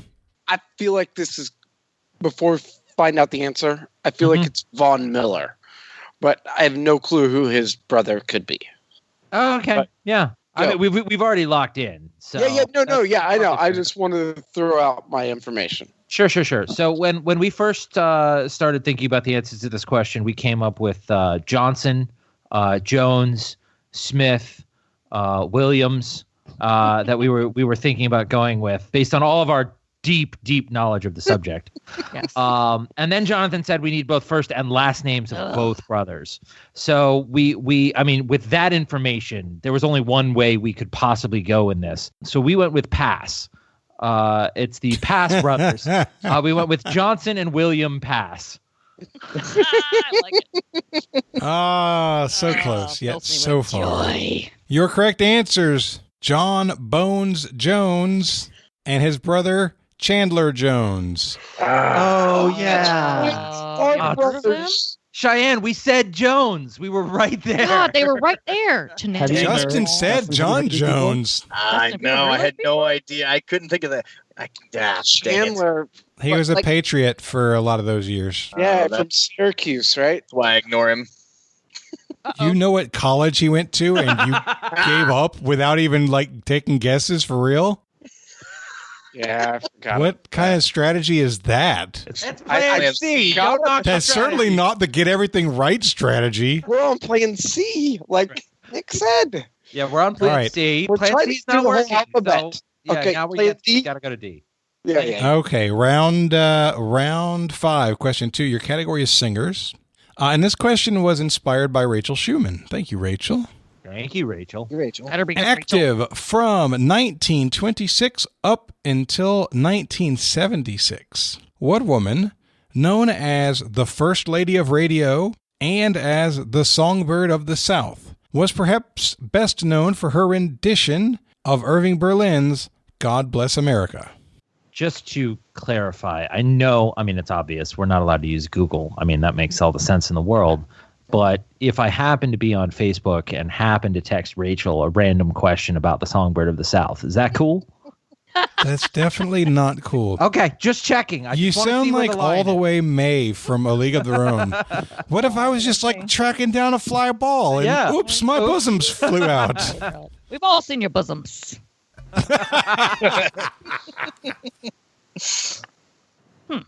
You think there's somebody in this town who ain't seen your bosoms?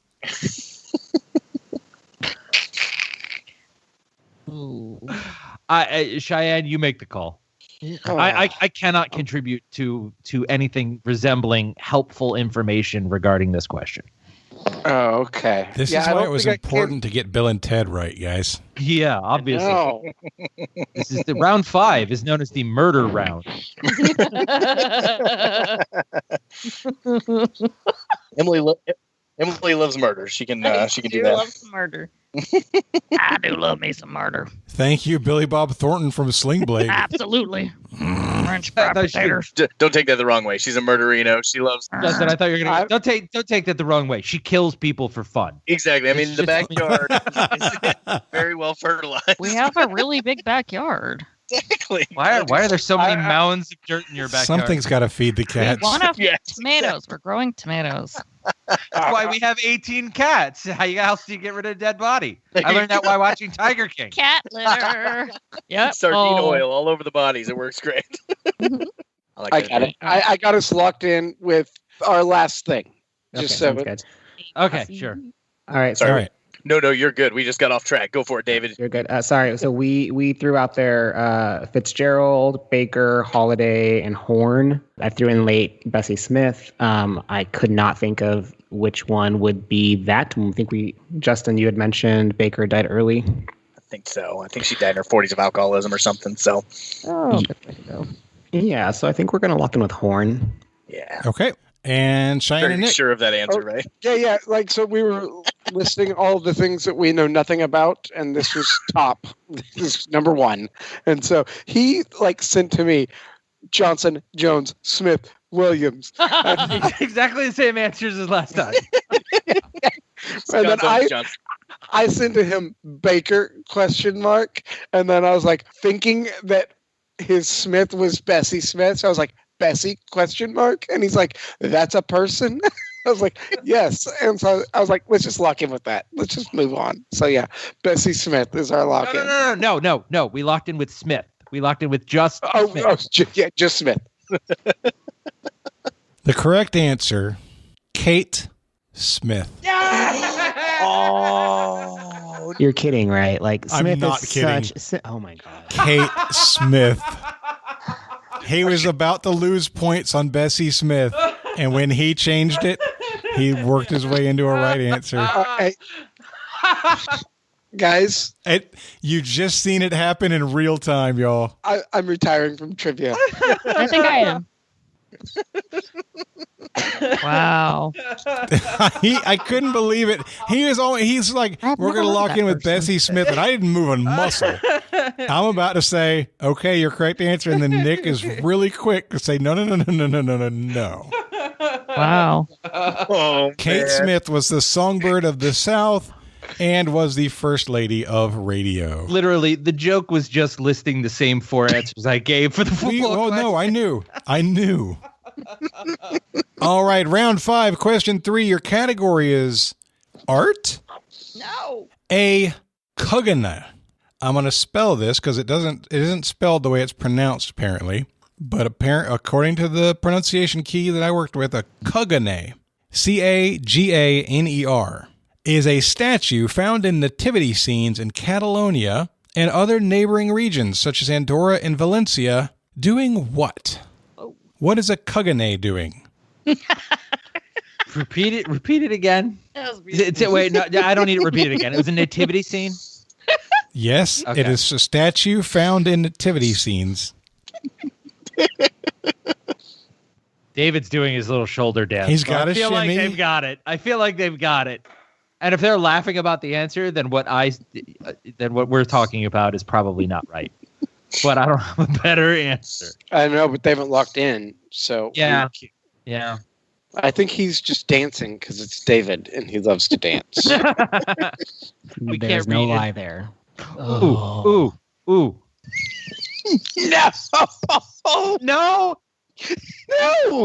No. Fine. What about a well Can I get a new team? Emily, are you okay with me locking it in? Absolutely. Okay, we're locking in. Okay, what are y'all? So we had an immediate laugh from Cheyenne. No, I must hear this. Are you sure it's not having sex with a sheep? Are you sure? Are you sure that would be a bad nativity? Okay, so look, we've got. And what do you do? Like, right? You kneel, you pray, you look up. Is it looking up at a star? No. We three kings of Orient are bearing gifts. We travel so far. Here and fountain on mountain on yonder star. I request more scorpions. And so, and also this is like a specific region of Spain, right? Mm-hmm. Like I'm just throwing out stupid ideas. In my head, I'm not actually throwing them out. My head is praying. It's praying or kneeling, and kneeling is part of praying. So I say we go with praying, and we move on to a question we have a chance of getting. Okay. Either that or sex with sheep. Your call. I'm gonna illegal even then. Maybe I'm gonna pass on sex with sheep. Let's go with praying. First time I've heard that from you, but I guess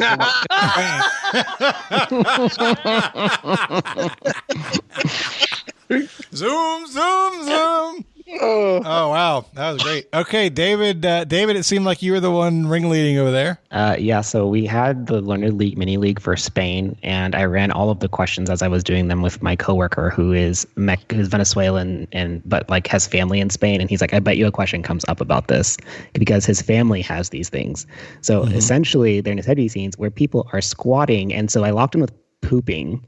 Because I think that the act is always pooping, so we locked him with pooping.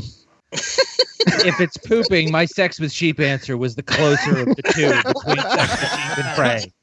The correct answer is pinching a loaf or pooping. Yes, Cuganers are these little guys pooping in nativity scenes all over Catalonia. No joke. Yeah. So Cuganer, Caganer. Means pooper. Yes. It is literally the definition for pooper.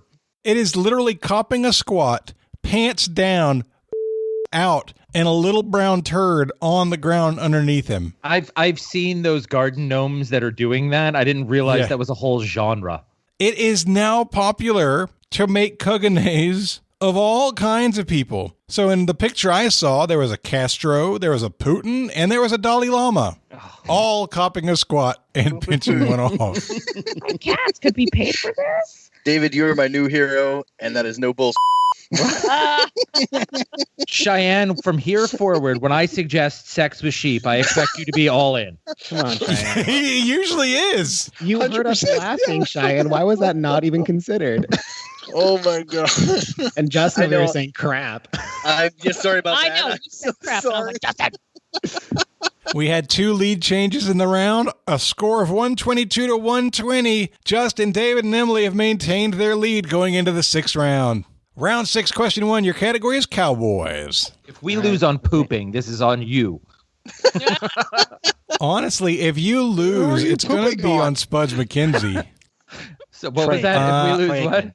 It's going to be on Spuds McKenzie. It's going to be the bonus brigade. Point. Damn, bonus So brigade. it's going to be on Bob Gibson because bonus brigade. Like, bonus brigade is my new. Think about that. The bonus brigade is my new nemesis.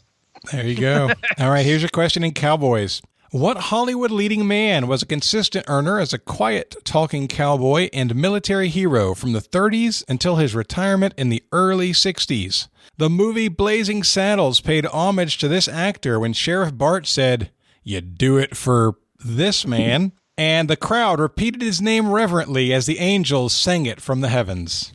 I misspelled this, what I just sent to you, but that's... Yeah, 100%. Yeah, okay. All about it. And Nick and Cheyenne are locked in. Yep. Okay. The only thing I can come up with, David, the first person that comes to mind, should I say, is Gary Cooper. Okay, and then there's Now, John Wayne. And there's John Wayne, yes.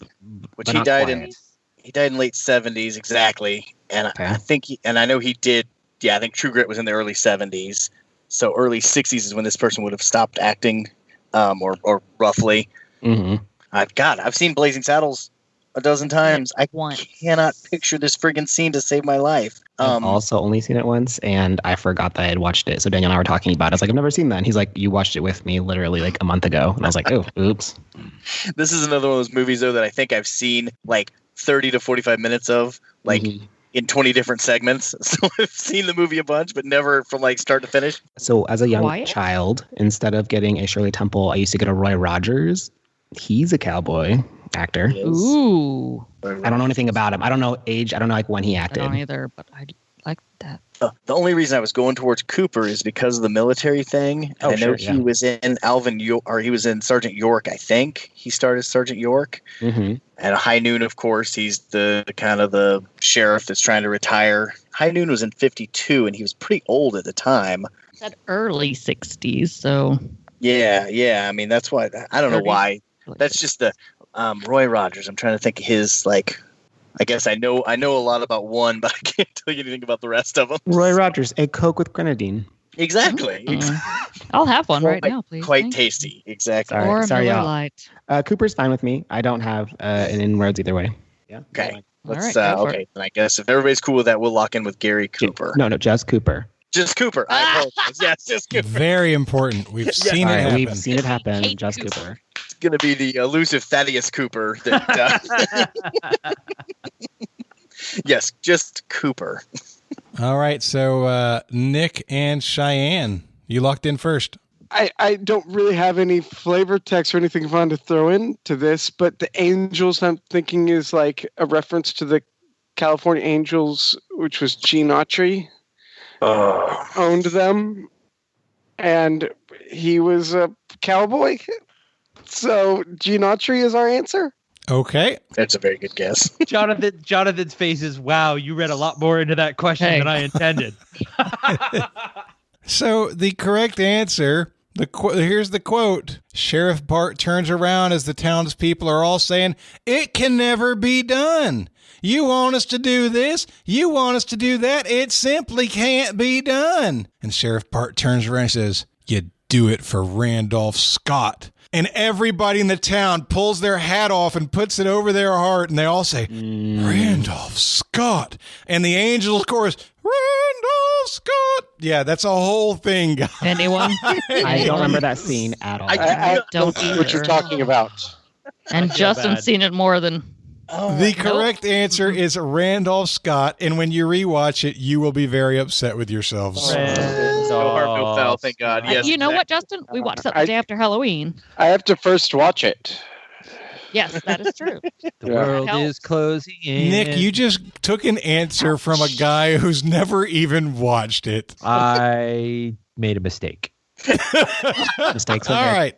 Did you know Round six, question 2. Your category is old white dudes. What man who served as a general in the U.S. Army from 1814 until 1861 and served as a commanding general of the Army under 7 presidents was known as Old Fuss and Feathers and as the Grand Old Man of the Army?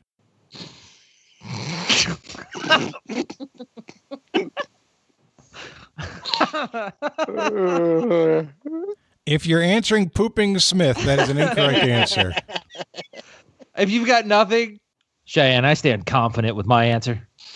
Yeah, I'm not locking in with that because I think I know this answer. If I can pull it. Do you want to lock in then? Yeah. Okay. We're locked in. Yes. Okay, y'all can talk it out. All right. Well, I'm just going to throw my answer out there, and then when I'm right and you give a different answer, we'll know where the error is in the team. I'm guessing Randolph Scott. No. I'm saying just Scott because I'm a good trivia player. But that's not what we're locking in with. Cheyenne, you go for it. I really feel like this is in there. There's only been like 2 6-star generals in history. Oh, I do know that. It's not like a real rank either. Right. Well, Washington was the first. Okay, that makes sense. But this isn't Washington.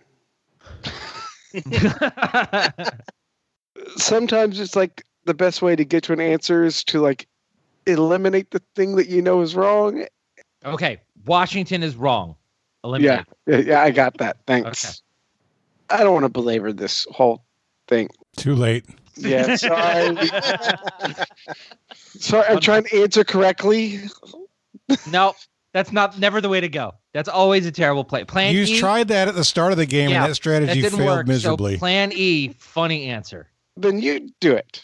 Randolph. So you want to go with the same answer? Randolph Scott. We're gonna say all right. So we're gonna go with Randolph Scott. Except we're just gonna lock in with Scott because that's the prudent answer. I hate you.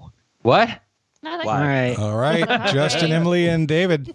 David, go for it, my man. So I'm just going to virtually slap Nick. Yeah. So I have a ton of flashcards, Jonathan, that you've seen. And in the American history one, it says Old Fuss and Feathers captured Mexico City in 1847. And in the Civil War, it says resigned from the Union Army 1861. And it is Winfield Scott. You are kidding me! I'm so Correct answer is Winfield Scott. I'm livid. Are you kidding me? No. Livid. I know the answer down packed, and he's like, "Oh, let me be funny with Randolph Scott." Let's just go with Scott. That's funnier. Guys, I'm officially retiring. Twice now. This is twice now. Exactly. Take a shot if Nick answers some BS answer and it's right. Yep. I cannot believe it. Oh my god, guys! So okay, now I got to tell you the answer is Winfield Scott. Of course it is. I know the answer. The reason he doesn't. These two names, these two names went back to back for this reason. When I was it reminded me of my father, frankly. So when in my mid 20s, maybe early 20s, I went on the last family vacation I ever went on with my father. And he was a history guy, and we went and did a lot of old battlefields and all this stuff. And so we would go in the little tour rooms and watch the little movies at every battlefield we stopped at, right? And I didn't know who Randolph Scott was at this point in my life. But we continually heard the name Winfield Scott in all of these videos, and I got the two conflated.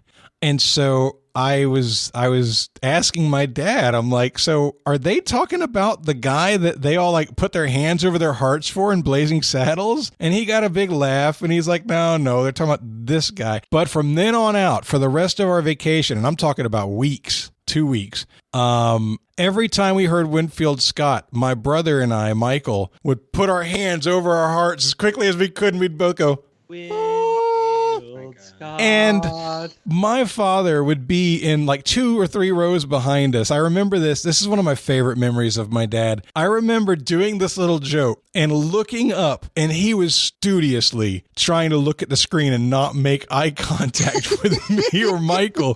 And as soon after, I stared at him for a good 2 minutes. He finally looked down and just cracked up laughing because of this whole thing. It is one of my favorite memories with my dad, and that is the reason that for me, Randolph Scott and Winfield Scott will forever be tied together.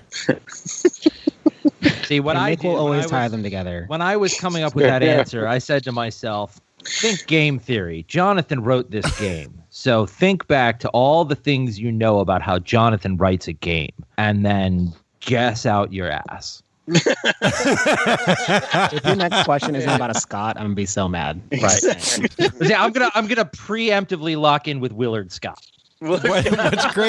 What's great is the next category is Scottish explorers. No, I'm kidding. It's not. That's not true. Okay. The last question, round 6, question 3. Your category is versatile performers.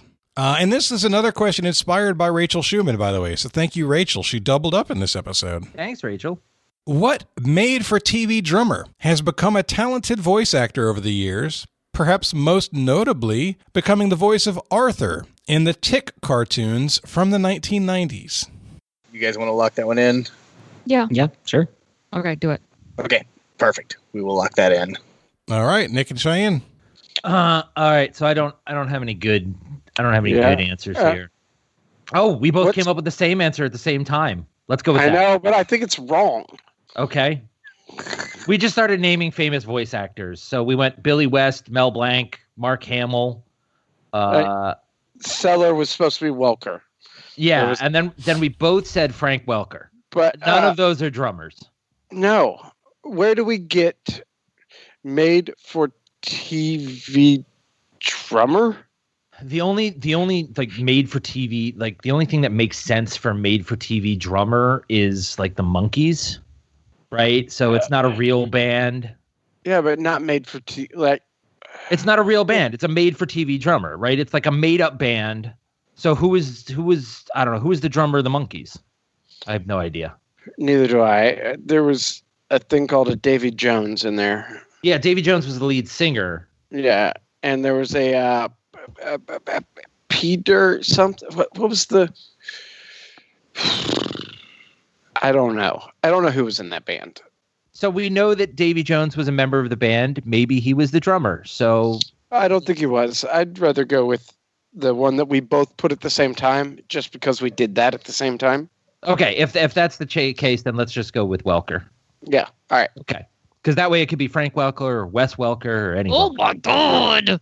Wait, seriously? Did we get it right again? I'm kidding. All no, right, just Emily, David, and Justin. Oh, she's messing with you. That's great.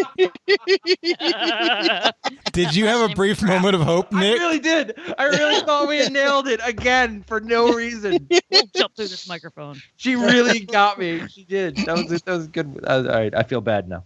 What were y'all thinking? Who else doing it? Emily, you came up with this one. You want to go with it? I'm guessing Danny Bonaducci from the Partridge Family. Okay.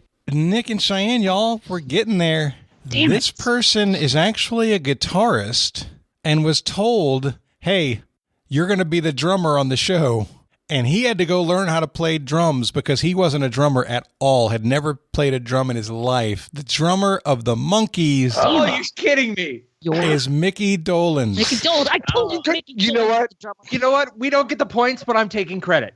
Yeah, I want Hey, you 5 check- points back Mickey Dolenz. from Jonathan Already lost because it. No, I think no, I I'm could sorry. have That's gotten not there, and he was pressuring us to answer quickly. I could have gotten there. We've been recording for 3 minutes and 15 seconds, and you couldn't even finish naming Peter Tork.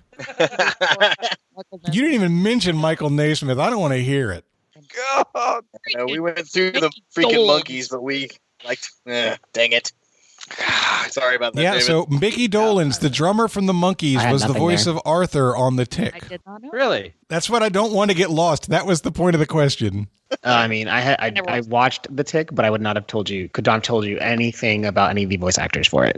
So at the end of the 6th round, going into the gauntlet, your score is 132 to 130.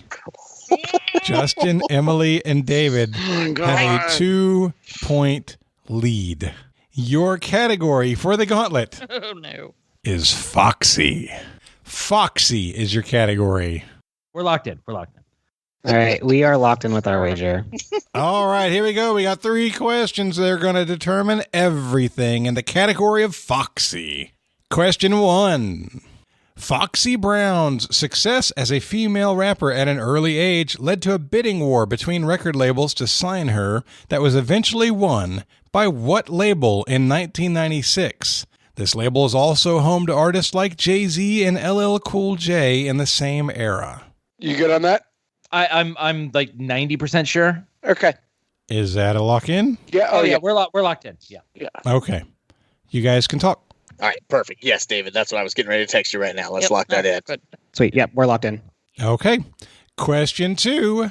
In the 1981 animated movie The Fox and the Hound, the voice of Copper was provided by Kurt Russell, while the voice of Todd was provided by what legendary actor whose credits on IMDb began in 1926 and stretched beyond his death in 2014? Y'all, I have a beagle.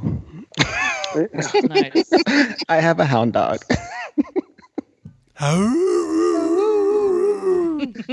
Cheyenne, you good with that? Well, you put 100% after it. Yeah. I mean, if you want to tell me I'm wrong, you can argue your point. Yeah, no, I'm good. Okay, we're locked in. It's a Disney question. When you're the best of friends. That's the one film I never saw. Yeah, Thanks to so my good. Yeah. parents. We are locked in. Okay, question 3. According to a 1992 movie, in France, what actress that played Cassandra Wong would be called La Renarde and would be hunted with only her cunning to protect her? And just for the sake of clarity, Cassandra Wong was a character's name of the actor that I'm looking for. And that's a quote in from the movie. 1992 movie. I feel like Nick has this, and I do. I just texted you. I need you to finish it for me. oh, got it. Damn. Yes, locked in. We're locked in. All right. The moment he said Foxy, I did in my head, Foxy. So, That's not her name. It was like super. I was like, I'm fairly certain this is the woman from Wayne's World, and I cannot think of her last name. I am so mad. I know who it is, and Danielle and I have talked about it because she's actually in another movie that we saw, and I cannot for the life of me think of her name. Oh my god!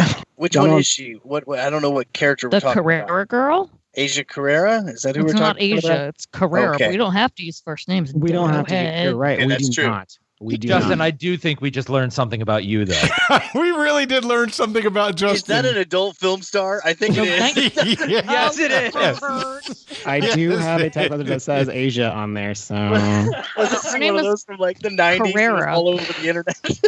Okay, Emily, if you know that's what it is, then She I'm has locking. long black hair. Her Yes, name is that's not her. Asia. Yeah, and I'm pretty sure Foxy was like the first thing that I thought of when he said it, and I was like, oh, cool, we Wayne's World. And then Le Renard. Renard means the fox in French. So, That is true. what do y'all think? I know the Carrera is the last Great. name. Okay. Being a 15-year-old boy Not in the because early 90s What must is have her first name? the other one stuck with I me. think she was on a soap I watched too. Damn it. But if we only need Carrera, we'll take Nope. that. Yep. All right. So, are you locked in? Are we locking in? Yep. Yes, Lock good it with down. that. All right, here we go. I'm going to read the questions again one at a time, and each team's going to give me their answers. I think it's Tia. Yes. Here we go. Question 1. I wanted you to tell me what label won Foxy Brown services. It was also the home to Jay-Z and LL Cool J. Nick and Cheyenne, what did you answer? The only thing that made sense and that fit with the rest of it was Def Jam. Okay.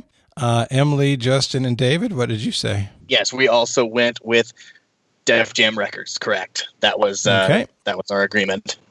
That was our agreement. Yes, Sounds sorry. like you I had was to do reading some it. signing of some paperwork there. Oh, we're trying to do like, 'cause there's 3 of us. One person does the first answer, one person does the second answer. That's true. We were Oh. I was coordinating. reading and talking at the same time, and I can barely do one or the other, let alone at the same time. So, All right. The second question, I wanted you to tell me what legendary actor provided the voice of Todd in The Fox and the Hound. David and Justin and Emily, what did you say? We said Mickey Rooney. Nick and Cheyenne, what did you say? Well, because we're good trivia players, we just said Rooney. Rooney. Uh-huh. maybe Wayne Mara Rooney, the My soccer bad, player. team. It could have been I thought it was Mara. And last but not least, I asked you who played Cassandra Wong in a 1992 movie where they had the quote, La Renarde, and would be hunted with only her cunning to protect her. Emily, David, and Justin, what did you say? That's you, Emily. Oh, Tia Carrera. Well, we just said Carrera. Carrera. Yes. Correct. Wait, no. They said just Tia. They said Tia. I will not get in trouble for first names. And Nick and Cheyenne, what did you say? So our conversation went, oh shoot, it's what's her face from Wayne's World, and Cheyenne said Lucy Liu, and I said no, definitely not that. And I said it's Tia No. something. Is it Tia Leone? And he went, no, she's white. It's Tia Carrera. and not a porn star. It's Tia Mowry. So we're locked in. We locked in with Carrera. All right, your correct answers are Def Jam, Mickey Rooney, Nice. and Tia Carrera. Everybody got the gauntlet correct. That means this comes down to wagers. Let's start with Nick and Cheyenne. You had 130 points. You had a great game.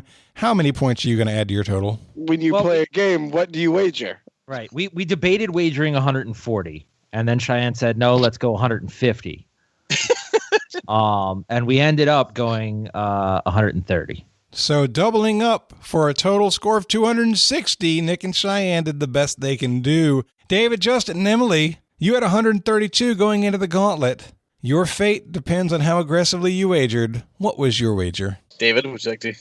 You did the math for us. So we thought about it. We were like, okay, these guys, they're chumps, right? Maybe they're gonna do 42 because it's the meaning of life and everything. Maybe they're gonna do 69 because it's an After Dark episode. All of a sudden, All of a sudden, the unintentional After Dark. Just because we're borderline blackout drunk does not make it an After Dark episode. I'm still working. Cheers to that. we thought, well, maybe winners bet 0 and they're gonna do 0. We weren't sure, but we did end up going with 129. No! 129 by 1 point. with a final score of 261 to 260. Generals David Livasy, Justin Wentz, and Emily Riddle have defeated Generals Nick Groves and General Cheyenne Fletcher. Great game. What a job, great Cole. game. What a great game. That was amazing. Yay. Good job, guys. I Great job. cannot Wow. stop pointing out Sparkles. that this game came down to Justin knowing Spuds McKenzie's real name for an and guys, about that. this was an impromptu bonus. This was not. I had that as flavor text, and then it was so hard that I was like, you know what? Let's just throw it out there as a bonus and see if anybody knows it. And dude knew it and won the game with it. Honestly, this is the Actually, important David thing. is. If anybody out there who's listening knows me or cares about me, they will not join the bonus brigade because it's BS. I would like to, as a general, submit that we make a Nick's brigade at the $3 level, and that's what you should join. I would like to point out that in opposition to Nick, anybody who doesn't like Nick or wants to spite him, you should go to trivialwarfarearmy.com and sign up to be a $2 a month patron.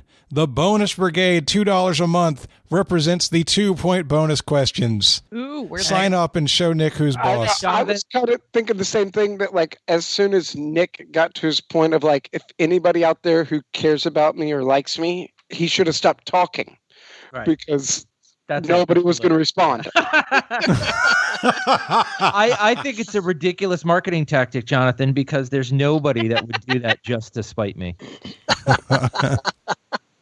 I gotta get your the rest of your family's name.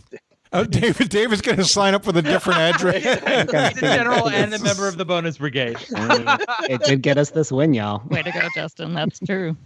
That's a solid way to gift a subscription to somebody, by the way. I'm going to gift it to Nick is what I'm going to do. Oh my God.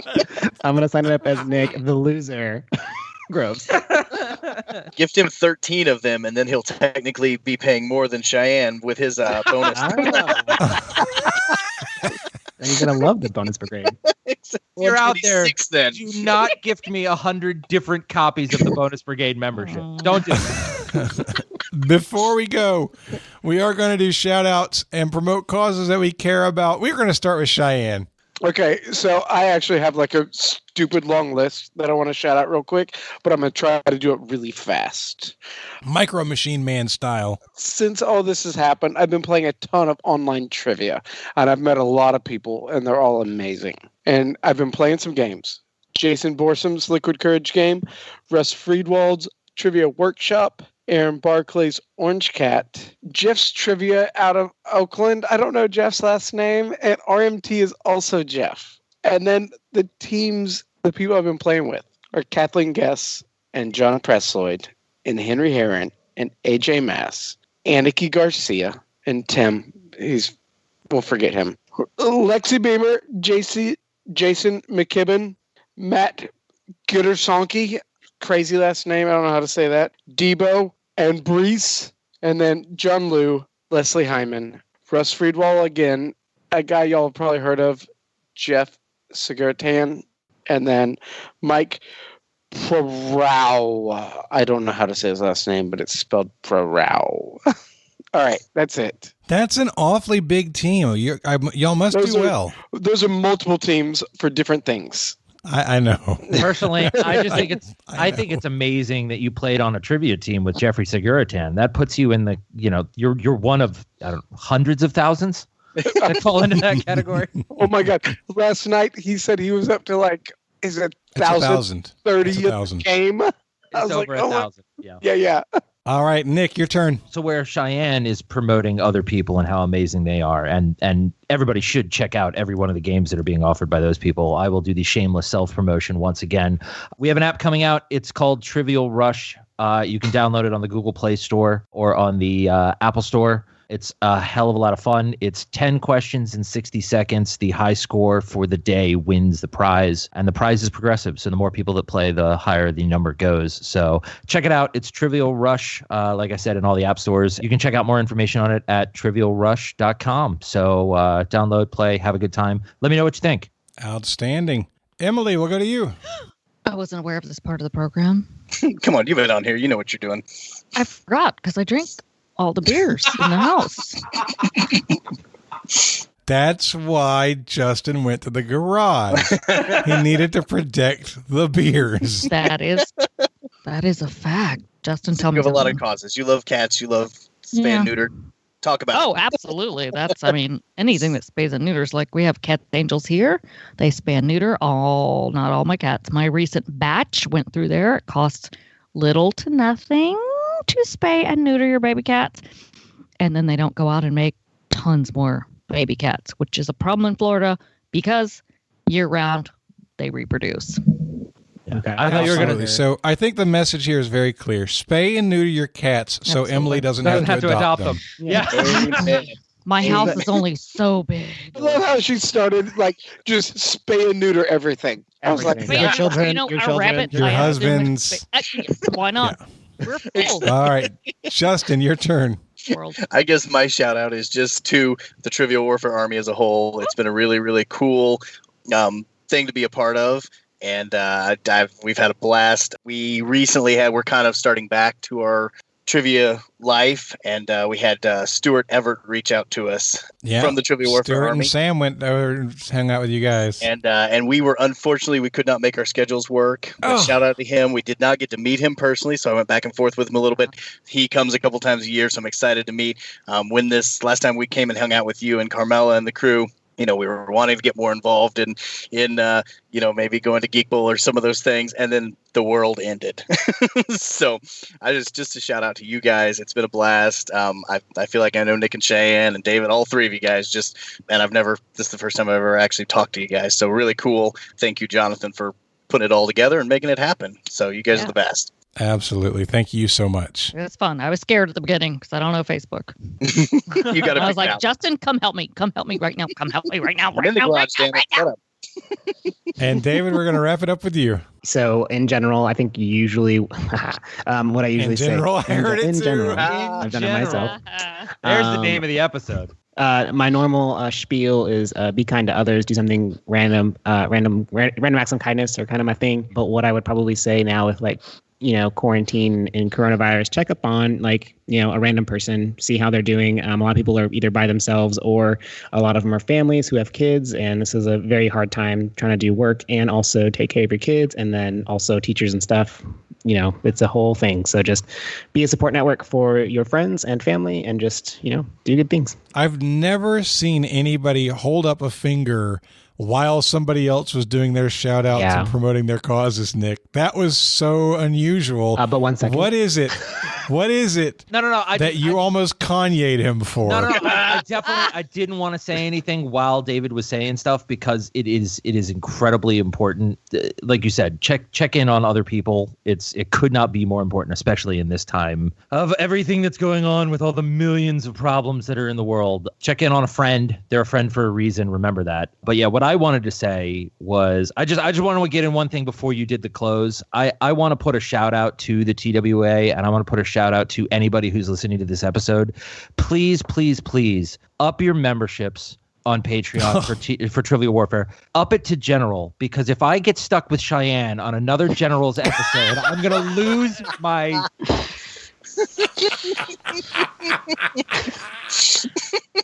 All right. Hey, I'm unsubscribing again. He's unsubscribing with Tim's account now. What have you done to me, Nick? I'm going to bring Dave on next time, and he's going to wreck you. Oh, God. All right, well, that is going to wrap us up for Cheyenne, for Justin, for Emily, for Nick, and for David. My name is Jonathan, and this has been episode number 298 of Trivial Warfare, where it's not just trivia, it's war. We'll see you in episode 300, everybody. Bye-bye. Bye. It's generally war.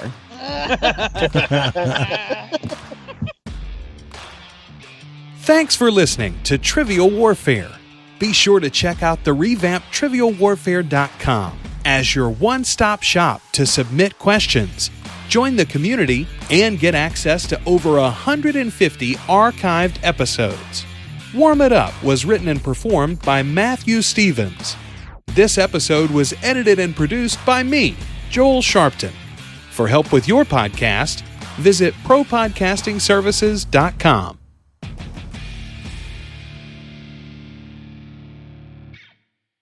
We'll get rolling. I'll see if I can do any better than this. I was just trying to do the quickest, best thing to get everything going because I know you were having technical difficulties. So I do have pen and paper right here, and I've got my phone. So if I need to adjust a little bit, I can. I promise. But all right, I want it to be good for you. Okay, absolutely. I am a conscientious lover, and it's not going to be good for me if it's not good for you. I appreciate it. All right. Oh, Madge. Hey, Nick, I can make some things up. You see all my answers? I'd say pick one of those. I like your third answer. Is that a person? What? Is my third answer like a legitimate person that fits into the question category kind of thing? For what it's worth, last name is acceptable in this. Oh yeah, category. No, we're definitely. Don't worry about us. Okay, we're gonna kill last name. There's no. I mean, you're saying it as if you used like a word lettuce or something, and you're like, is that a person for real? Hold on. Let me get a little bit of clarification from Jonathan. If we say random drummer of a band, is that going to be close enough?